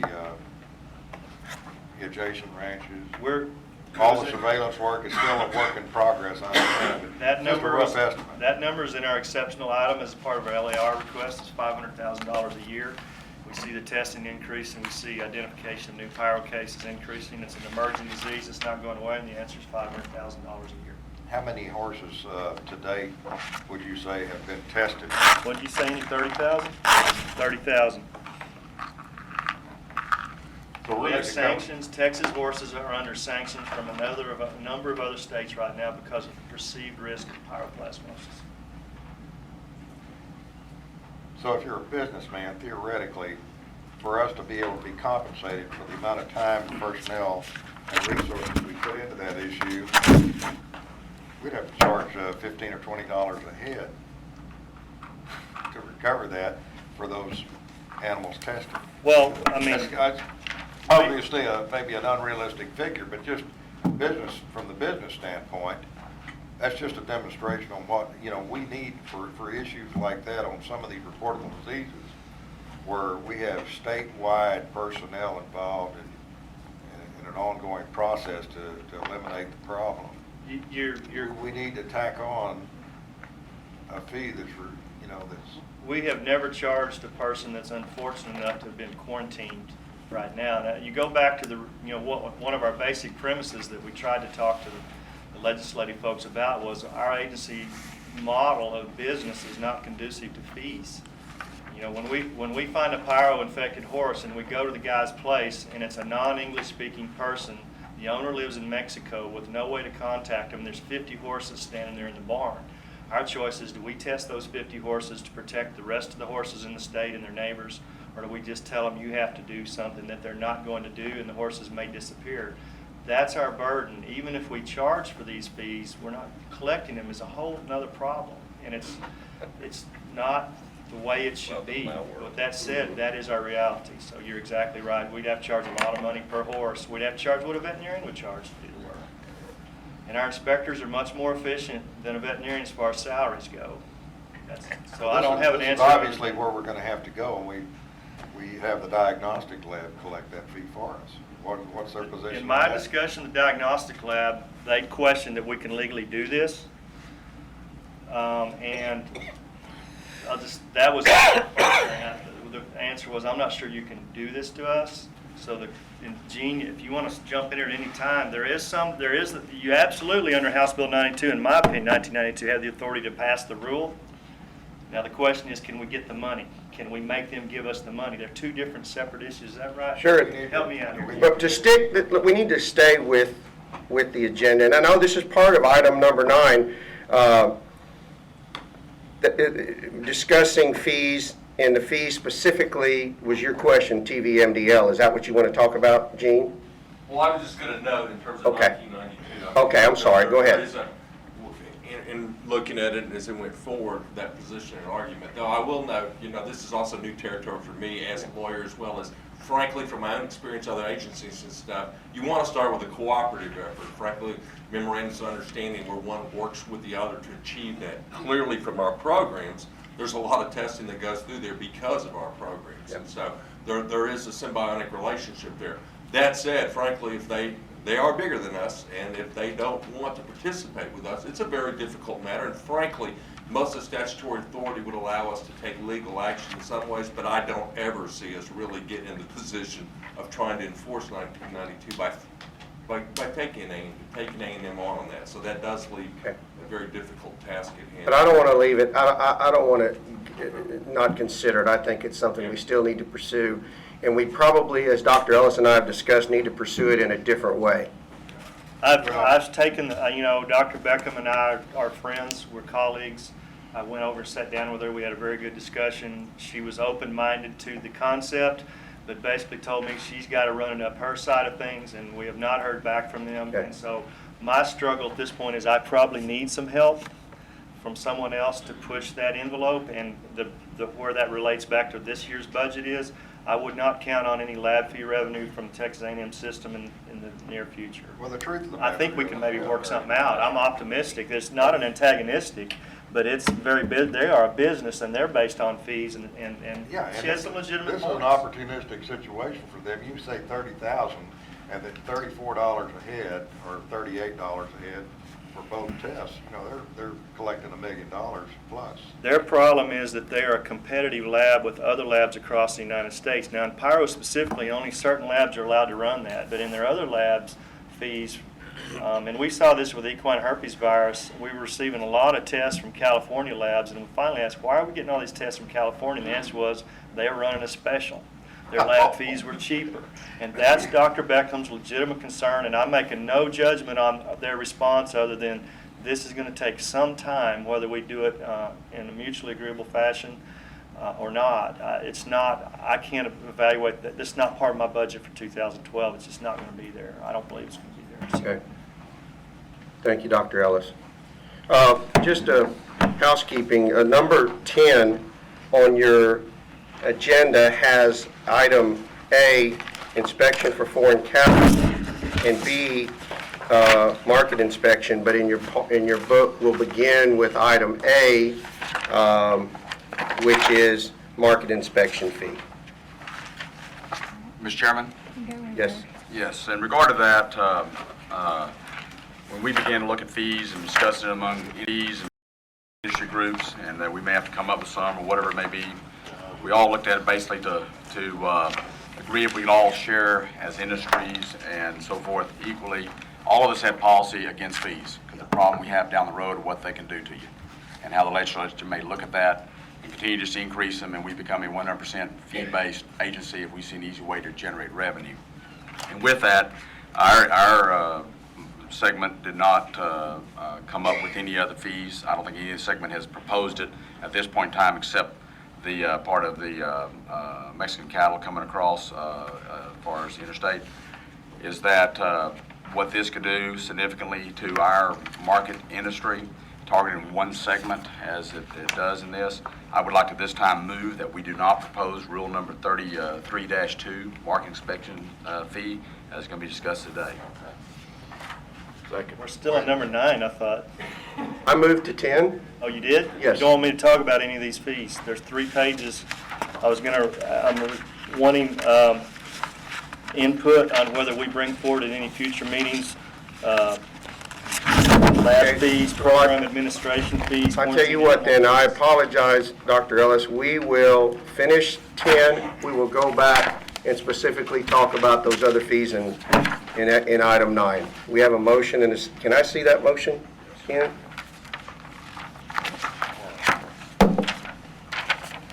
We have a motion in the second under item 10 that we move not to propose item 33.2, market inspection fee as discussed today. It's been moved and seconded. So this motion is now open for discussion. So we're talking about like check-on fees or? No, this is strictly, this motion reads, I'll again read the motion. Mr. Chairman, I move that we do not propose rule number 33.2, market inspection fee as discussed today. What kind of fee are we talking? This is strictly dealing with the fees on the livestock markets. It was in number 9. There's an attachment there in the previous discussion. This wouldn't be like a check-off fee like we pay for grant inspection or?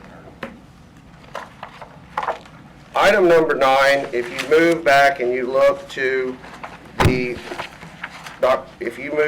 towards the end, you'll see an inspection fee at livestock markets and what it would generate. That is under item 10A.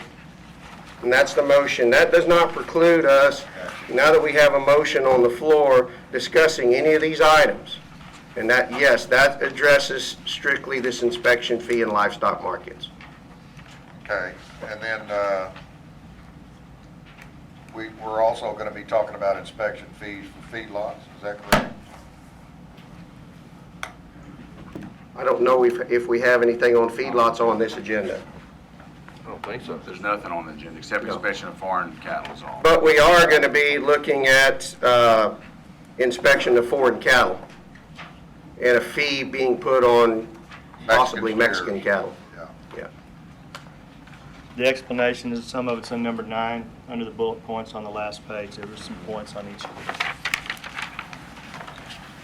them. Does everybody have that page? It's right before the tab that says 10, inspection fee.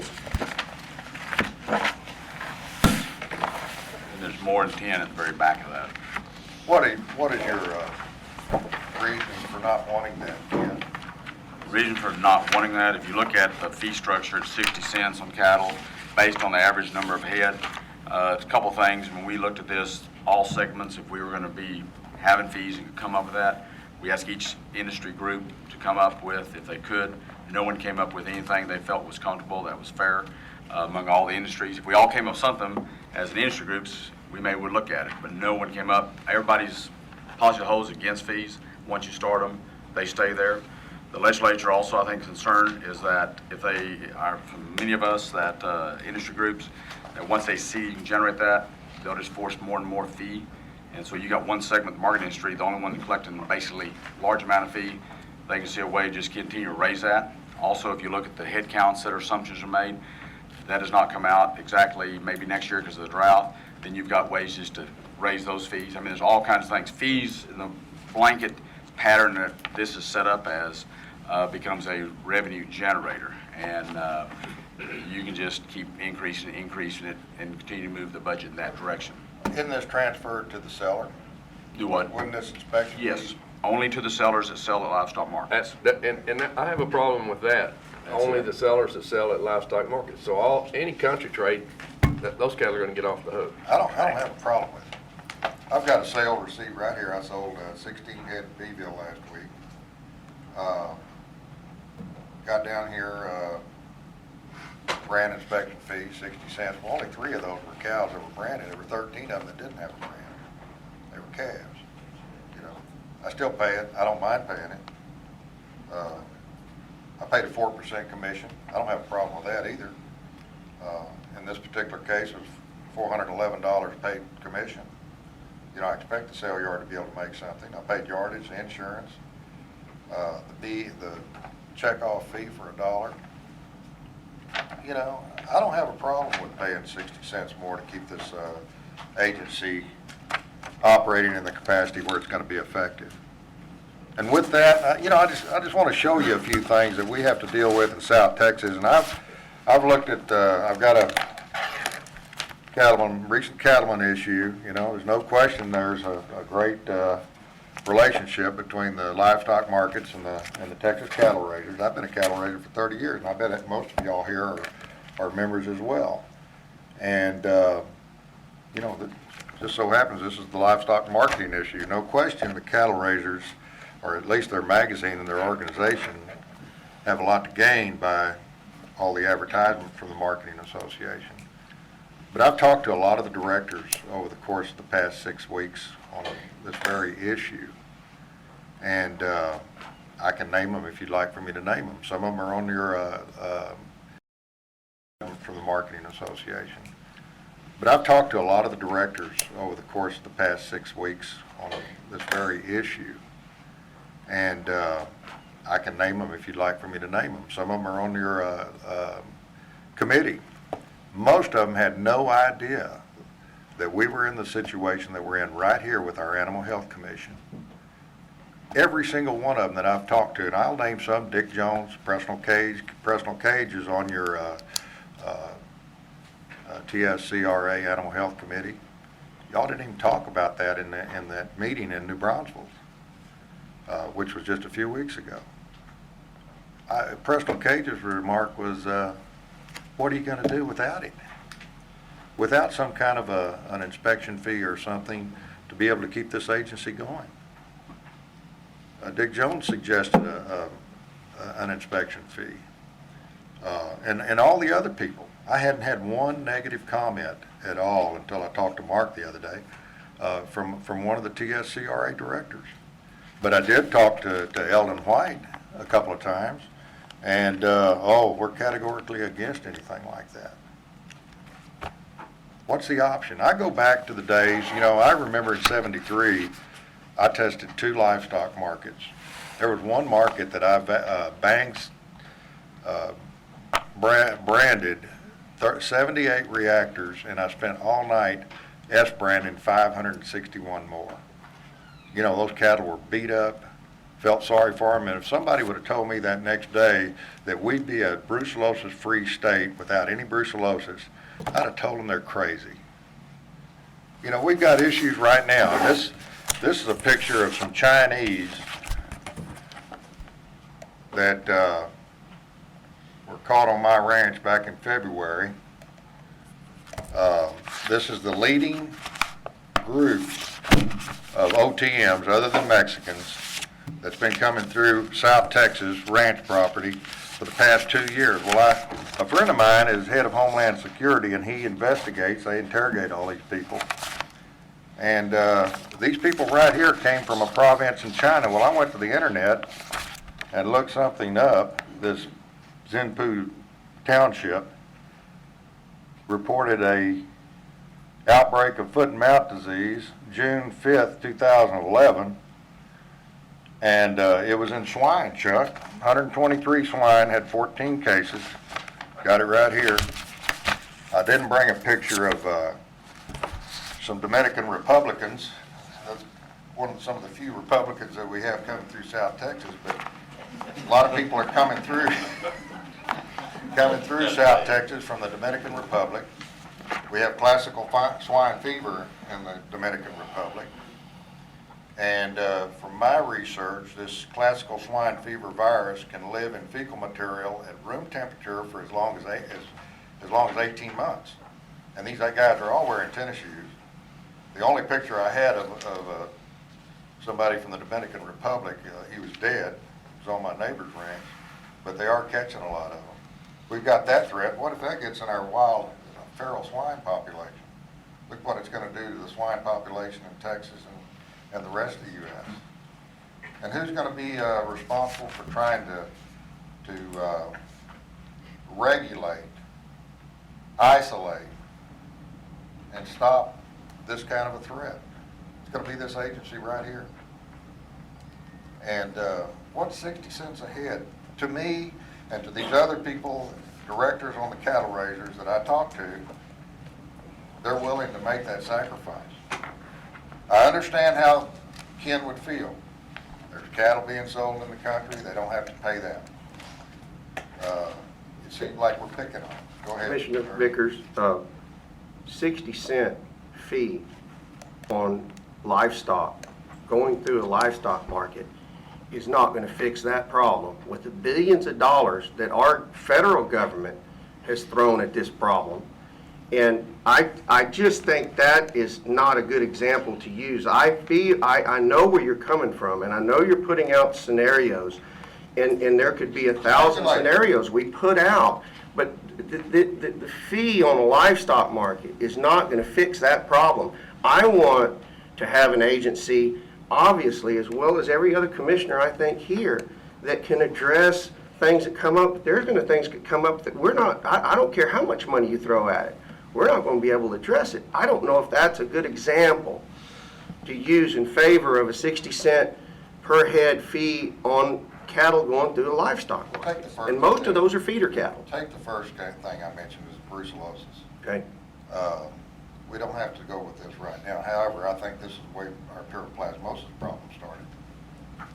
Chairman, can I just make a clarification? Please. Just one quick clarification, and I'm going to be quiet again. These are the maximum fees that you could consider. You could consider anything less than this. 10 cents at a market hires 8 to 10 more inspectors. 10 cents based upon these projections. I just want to make sure y'all understand you're not obligated to propose and pass 60 cents. You could pass a nickel if that's what you chose to do. That's all I want to say. Thank you, Doctor. It could be anything less on any of these. Can I? I'm baffled by the position of the cattle raisers and their executive director after talking to these other directors that aren't aware of what's really happening on the front lines and the position that their organization is taking, and the membership being left in the dark. And I'm one of their members too, been one for 30 years. So, I'm for some kind of an inspection fee. Ken, can I ask, how would you propose to come up with the money that the Animal Health Commission needs to continue functioning if we don't charge fees? Have you got a plan that would be effective? Yes, I think as Dr. Ellis has put forth several different plans there, and he's got plans to be more effective. Will it change the organization? Will it look a little different in the 2011 look or 2012 look? Yes, it will look differently. We don't have the big brucellosis structure out here either. And the biggest thing is we go fight the legislature next time that we're not a fee agency, a fee commission, and we go fight the legislature and get them to. You look at a lot of the agencies that did that, they just keep moving, all fees. You'll be having fees in your industry, more and more of them, of all the dairy cattle that maybe go through. I mean, there's all kinds of ways. There were some even looked at the last meeting at times, taken off the agenda, whatever. Those could all come around. I mean, you just look at all the different areas that you could be hit on down the road. So my goal is, let's take the agency down to our new look 2012 look. We don't have the big brucellosis. Restructure, make it fit. Look at some of these other states. A lot of them have had to restructure once brucellosis is over with. Think out of the box a little bit. And then let's go fight the legislature the next time. I mean, because that's where we need to get that funds for that time and not continue to move us as a fee commission. mean, there's some would like to see us move 100% fee-based. And then you're talking about every segment is going to have to get targeted with a fee at that point in time. And that would include the dairy industry too. And so that's where our concern is looking at the overall broad base of where the legislature is going to come from. Well, Ken, Well, I talked to the legislature too, or went down there 2 meetings ago when we were talking about our budget, talking about the legislative budget board let us do fees. And I talked to one of the legislators that was on the legislative budget board and told him, I mean, it's obvious that they expect us to go to fee-based because all the other agencies in the state are fee-based. And you look at them and they are more and more fee-based, and I talked to him about that, and it's obvious that they expected us to collect part of our budget as fees or go away. And I don't think going away is a viable alternative. But I talked to another legislator, Harvey Hildebrand, and I said something about going to fee-based, and he says, oh, you're not fee-based already. You know, his supposition is as a state agency, you're going to be fee-based.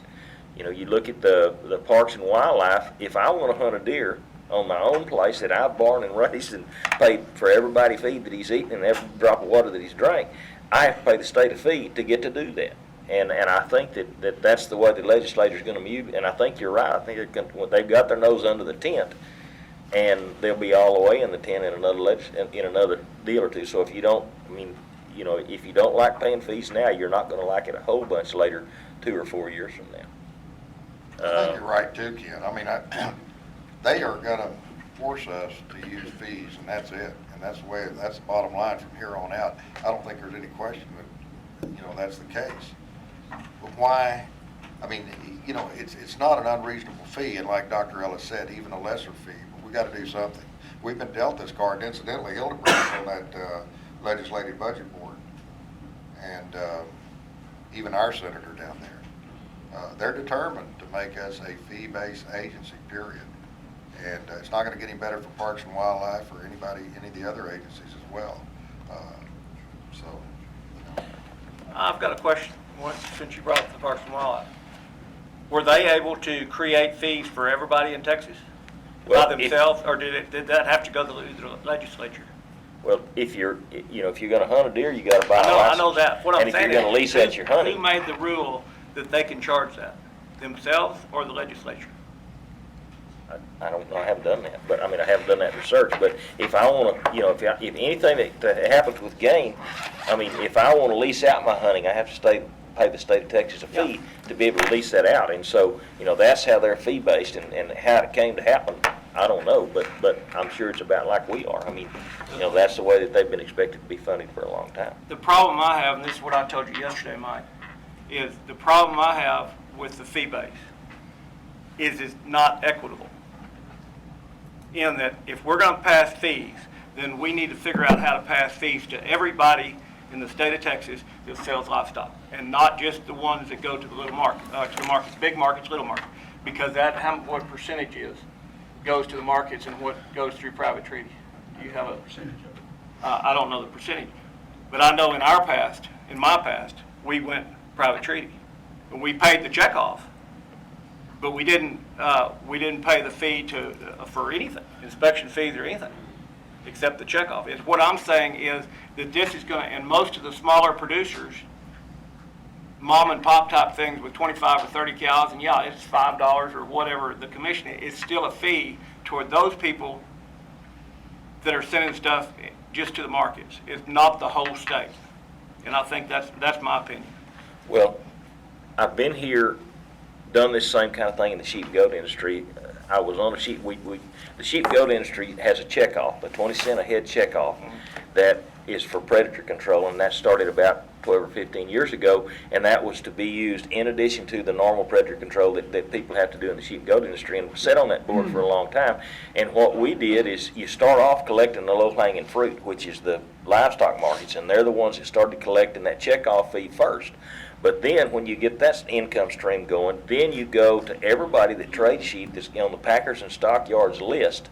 And if they're trading livestock, if they're buying or selling livestock for the public, most of the private trades, or not all, most of them, I won't say that, but a lot of the private trades go through dealers, go through traders, go through people that have to report to the Packers and Livestock, and you have to do the same thing that the beef checkoff does and that the sheep predator checkoff does is that you send a letter to every trader and that they have to collect that inspection fee for you.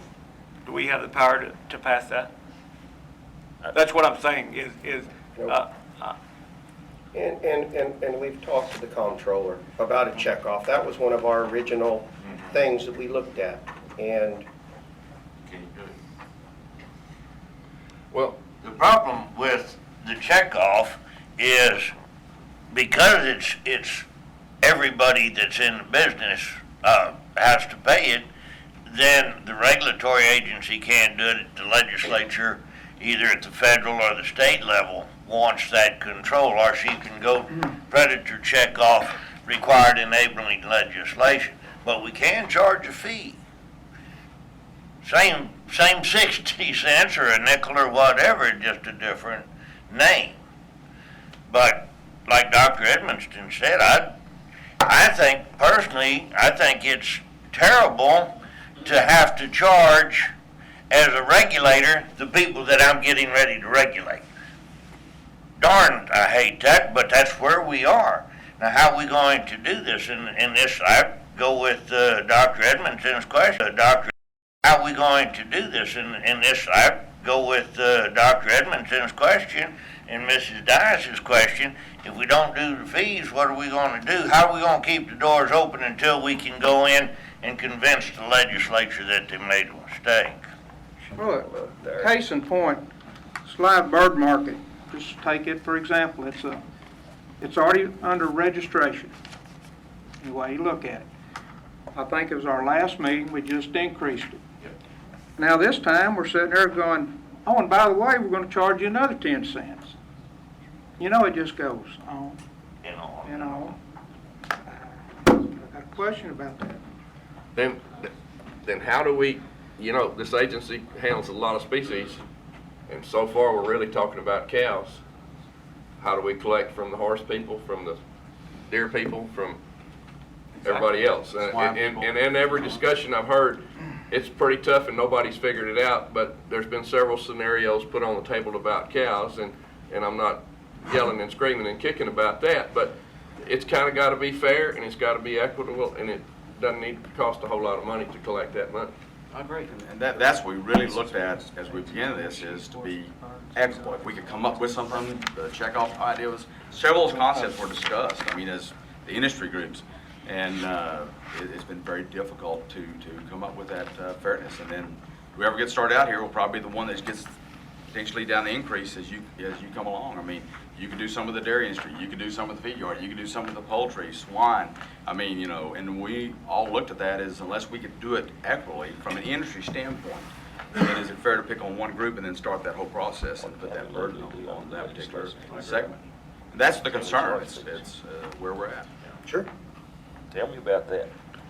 Well, there's legislation passed. The question was asked by Dr. Edmondson about what can we legally do. We have fee authority.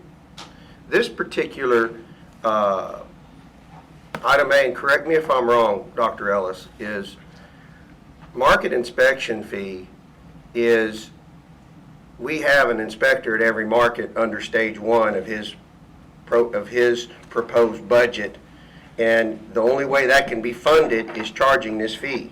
We don't need legislative authority to charge that fee. The concept is, do we want, I guess the big question is, if you look at phase 2, proposed phase 2, how often will you have an inspector at a market, Dr. Ellis? Maybe once a month? I don't know. But Don't know that. if I But can clarify this in answer to Commissioner Locke's question, this proposed inspection fees covers every species at a market, at a sales point. It is the low-hanging fruit, and you could continue to explore other avenues to make sure the video sales and the public sales, just like the checkoff for beef or the brand inspections, they have the same issues, enforcement, and we could continue to expand that. What this is basically a Band-Aid. This could be a 1-year fee. You could come, you personally don't have to wait in the legislature. You could come back next year and suspend this fee. as new other fee revenue streams are identified. So you don't, this is completely in your discretion, and it is all species if you look on here. And it is at your discretion on which species you charge and how much. This is the low-hanging fruit. This is what we can begin to collect immediately to not go to phase 2. I don't know the answer to how many inspectors. I'm going to tell y'all, I'm going to do everything I can to maintain an infrastructure of this agency at the risk of other employees that are not field inspectors, and they all know that. There's people, no one's talking to me in this office right now. I can tell y'all that because they know I was an inspector, and I was a field vet, and I was a regional director, and that's the heart and soul of this agency, and it is what protects marketability. So this is only up to y'all's discretion, but you could come back in 2 meetings or 3 meetings and suspend the fee. This would just get us started in this legislation, in this next biennium. And I just wanted to make sure that was clarified there. Y'all are in control. You are in control of this, personally. And how long would it take to get more money through legislation?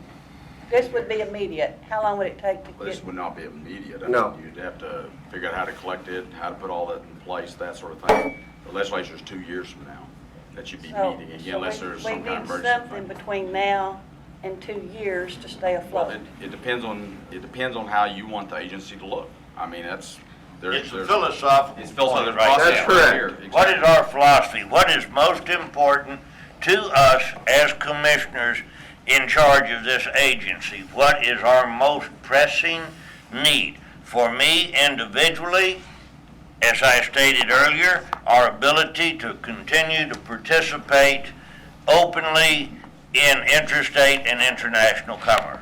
That's my primary philosophy. Now, One of the big issues, we've eliminated stopping the brucellosis program, which was a huge part of this agency's role out in the markets and countryside. That is coming to a stop in just August the 1st. So you look at that, okay, where do we prioritize in? It's like taking your business and saying, I've got so many dollars, how do I prioritize this? Is one big program that's no longer there as mandated at this point in time.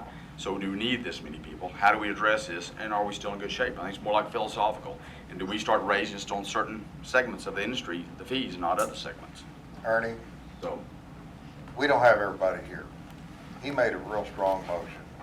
I would make an opposite motion. I would move that we approve inspection well, fees. right now, we have, But we're discussing right now Okay. that we're missing 2 people here. And I really think before we vote on something like this, we have everybody here.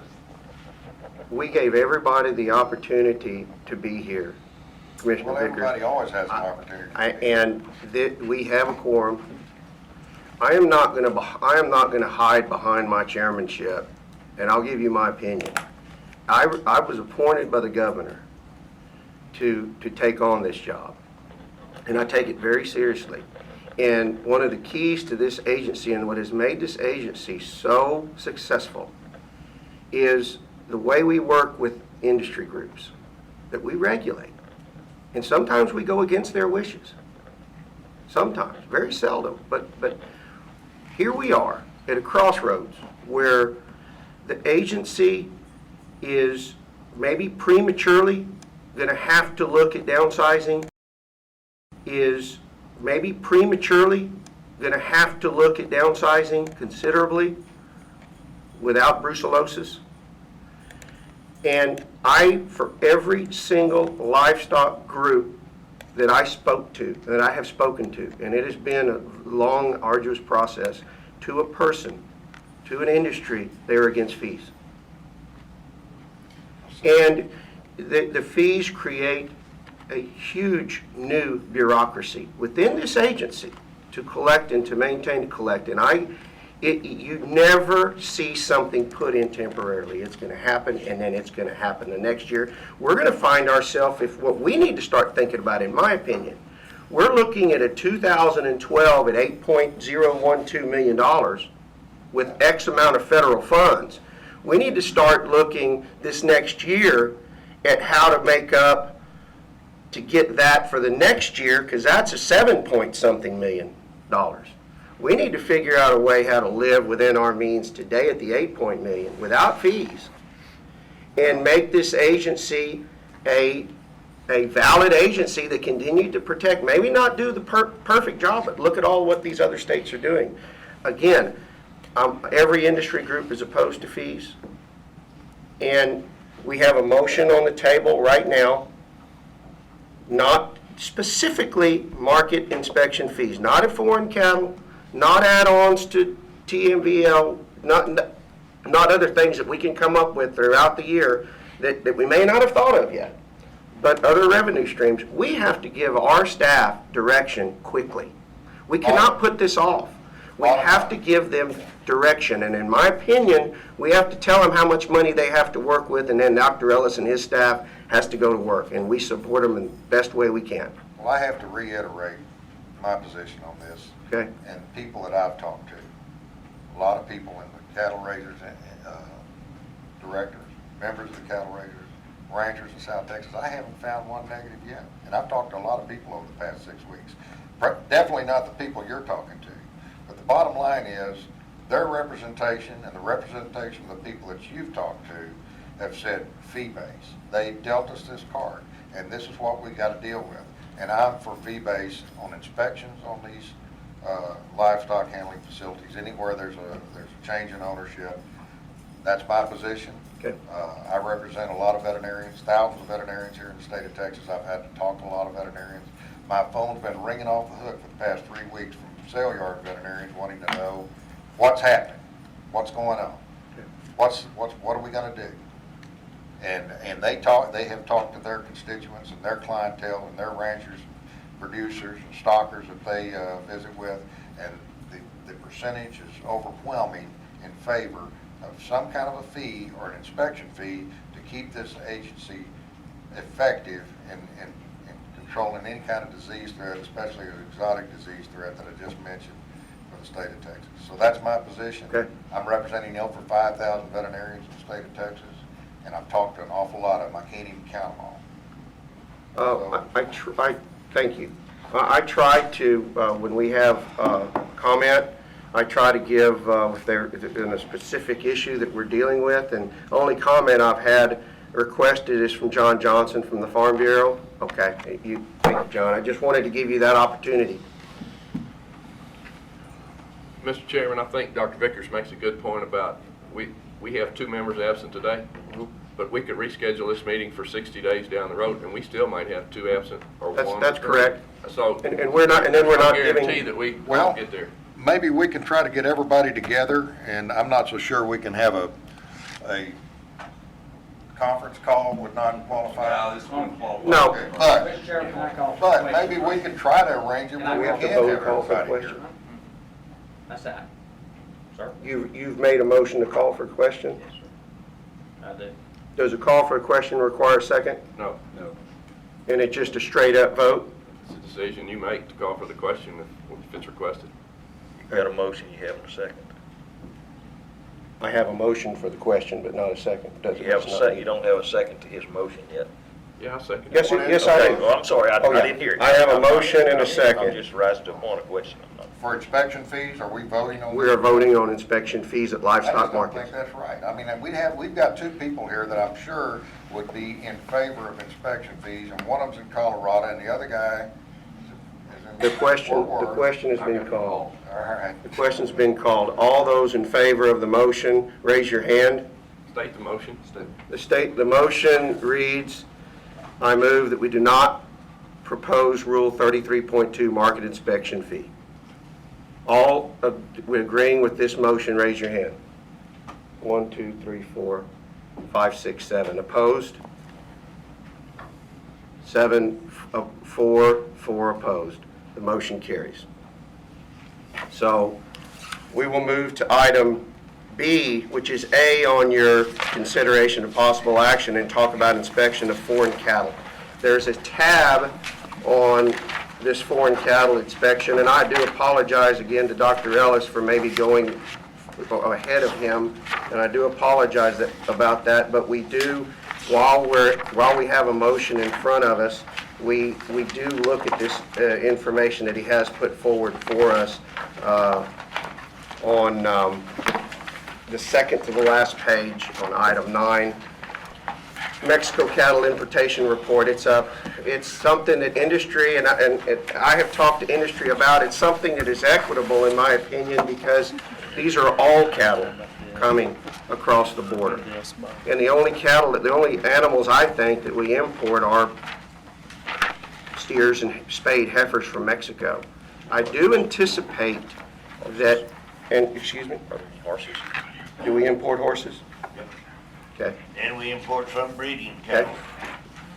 They would all fall under this. A few. And some For the 99% of it would be will be. Mexican steers and heifers. Or more. And as our markets stay strong and the demand for that, I'm continuing to work with Amistad. I haven't given up on Amistad yet. That may be still alive, I don't know, but continuing to work with Amistad. I haven't given up on Amistad yet. That may be still alive, I don't know, but those numbers, we can go back and look at historical numbers, but that's also a tough number to know what it's going to collect because those numbers change depending on the droughts in Mexico. Parts of Mexico have gotten good rains. Other parts are just as bad a shape as we are and essentially will have a considerably reduced calf crop. But I think, and I have told Dr. Ellison and told industry and have not gotten any pushback from industry on pursuing some type of fee on imported foreign cattle. So is there any, Dollar a head. that's what we've got it at right now. I'm up for that. And Mr. Chairman, what, would it take commission action to change that fee? If that fee, if we deemed it necessary to go up? Right now, it's at $1 a head. That's what was in the minutes. That's what we could start with. How about $2? Well, right now, you can't raise it. We're at $1 a head. And we don't even know, Dr. Vickers, whether or not we can get this done. I am going to work hard to try to pursue to get this done. It'll with go. industry's help. So we're working on it. Right now, if I'm not mistaken, Gene, it's $1 a head. That's what's written. That's what's written. Until it's proposed, you have the opportunity to make change. Once it's proposed, you can only go downward, not upward without reproposing. Okay. So we could propose a higher fee today? No, you can't. You can't? Let's We put have a dollar in here. We're approving it as a gotcha. proposal, so. Once it's been put out Yep. for comments, then Right. that's where. That's where. Coleman, we've been looking at $1, and I think it best to Think stay that's there what's right gonna- now, and this is a moving target that we could address at a later time if we feel we need to. Sure. We deal with a lot of TB and other issues with those Mexican steers. I mean, a dollar may be pretty low. I know I had a situation years ago where a client of mine had 850 of them and ended up like 200 of them had babesia, several hundred of them had anaplasmosis. State resources had to go in there, spend a lot of time there. So, I mean, they do have issues coming in that we have to address. And recently, the TB issues. But the groundwork's been laid for $1. Yes. And we've been talking about $1. What- And the industry's hearing $1, and if we change today, I think we'll. What are the numbers, steer-wise? They're in your book, Commissioner, number 9. Second to last tab. Thing. Depending upon rainfall in Of Chihuahua. course. And a lot of it's market-driven, too. On our feeder cattle market, that dictates a lot of that. How will Chihuahuas change the status, change that? They just have to test them more before they bring them, or paper test them more before they bring them? No comment. I don't know. But it could change the number. It could change the numbers.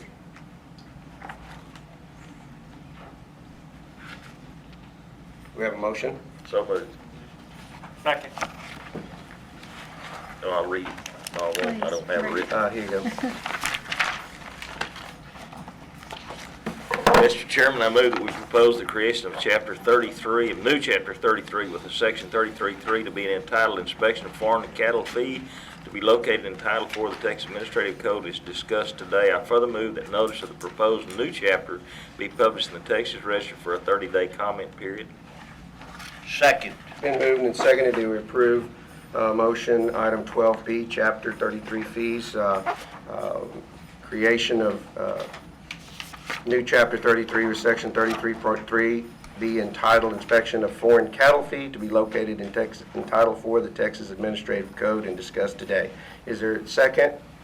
Do we have a second? I did second. Been moved and seconded. Is there any further discussion? If none, all in favor say aye. Aye. Opposed? Motion carries. Chairman, Yes, if I could make a suggestion. okay. We don't know how to do this. From a staff, Yeah. I literally don't know where the animals are at, who they are.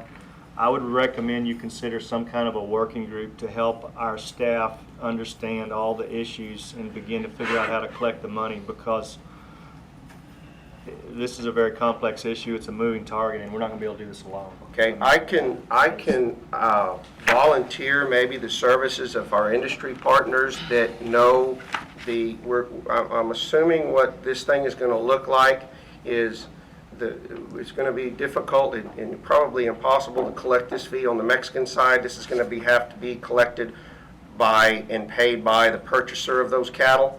And so there is a point at each border station where the cattle are officially weighed. Now in Acuna, I know that they can be weighed on the Mexican side and use that official weight, and then can be trucked straight from Acuna on a sealed truck. Is that correct? Acuna, we may need to look at it, but all the other stations are pretty much the same. I will visit with industry. I know Ross Wilson at Texas Cattle Feeders has already been doing some preliminary work on this, and I'll get you the assistance. I think our working group right now on this ID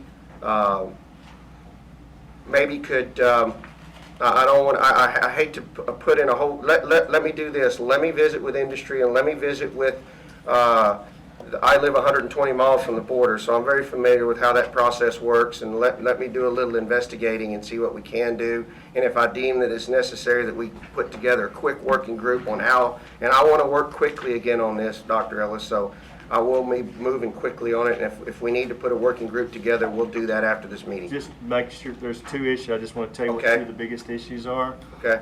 Crossing papers of Mexican feeders do not say where they're going. They do not give a geographic destination.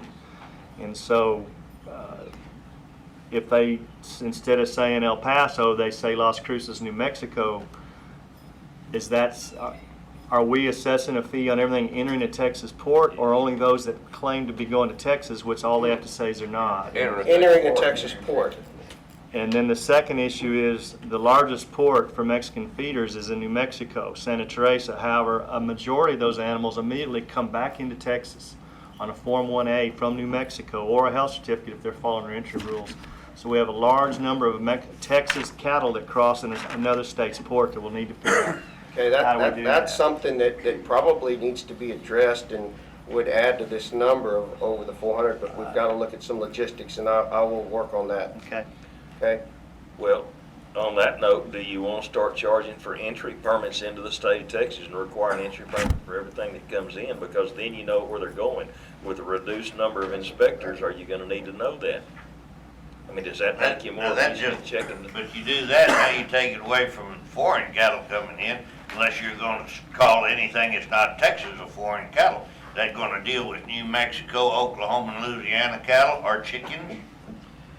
This is inspection of foreign cattle. We probably have to think about those particular issues. I'm not talking about Mexican cattle, I'm talking about every. Get a permit. We can't charge a fee on cattle coming from Mexico to another state. We can't, that's not even legal, is it, Gene? If they say they're going to Mississippi coming through Laredo, we don't have any authority to assess a fee in international trade between another state and another country. Well, if they're in interstate commerce, they would qualify under that, but like you say, not knowing, where they're going. There's some pragmatic issues here. Sure. noted. It's not. This is a conundrum.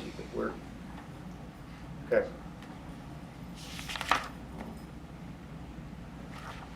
All right, are you ready for item 11, Gene? Yes, sir. Okay.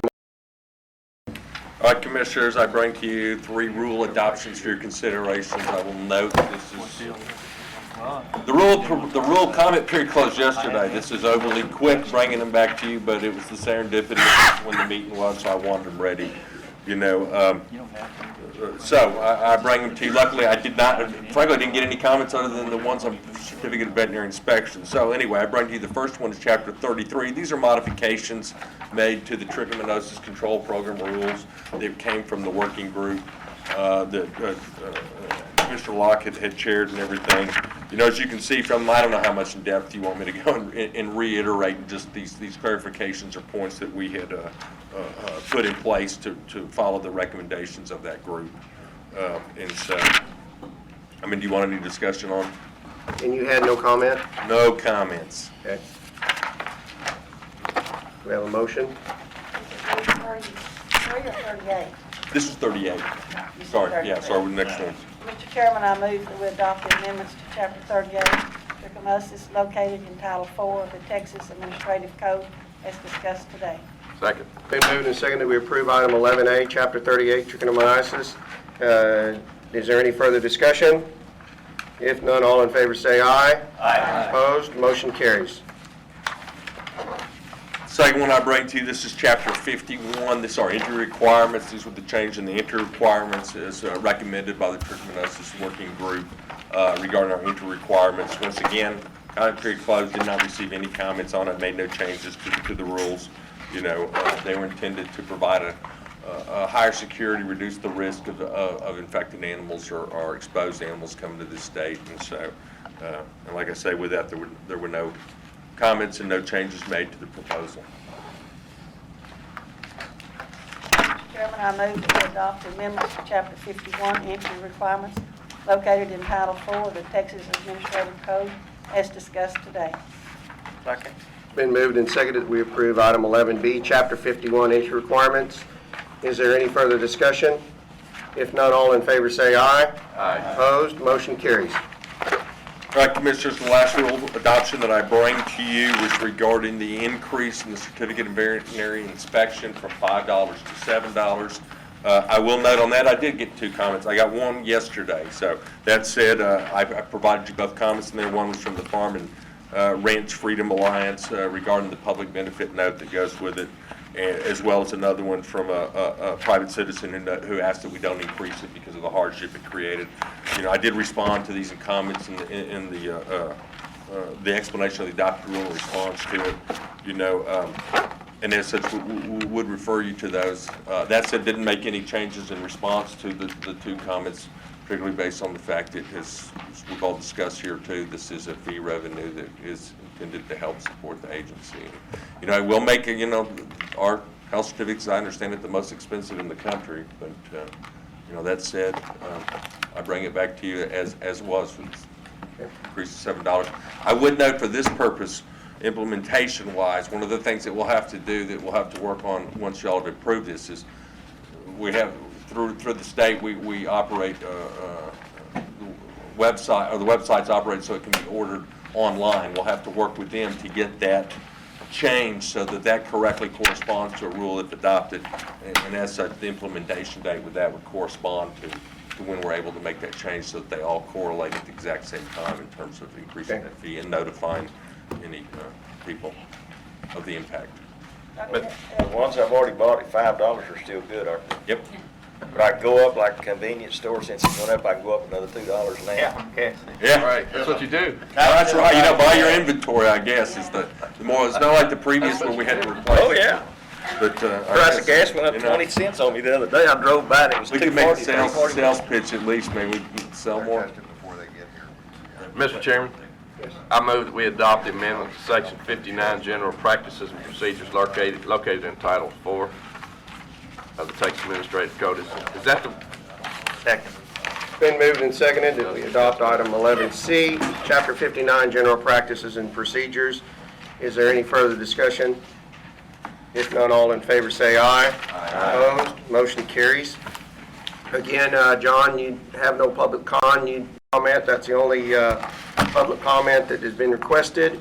And now, as far as setting a date for the 381st meeting, I hate to do this, but we need, in my opinion, when I put together this working group concerning the ID of these cattle going through livestock markets, I think it's important we have a meeting as soon as we possibly can to at least put some kind of new rule in place, if any, but we need to meet as soon as possible. So I would ask that tomorrow, Dolores can, maybe this evening or tomorrow, you can get an email out and you look at everybody's schedule, and let's go to work on setting the nearest possible time we can have our next meeting to give Dr. Ellis direction on on the situation concerning the ID of these livestock.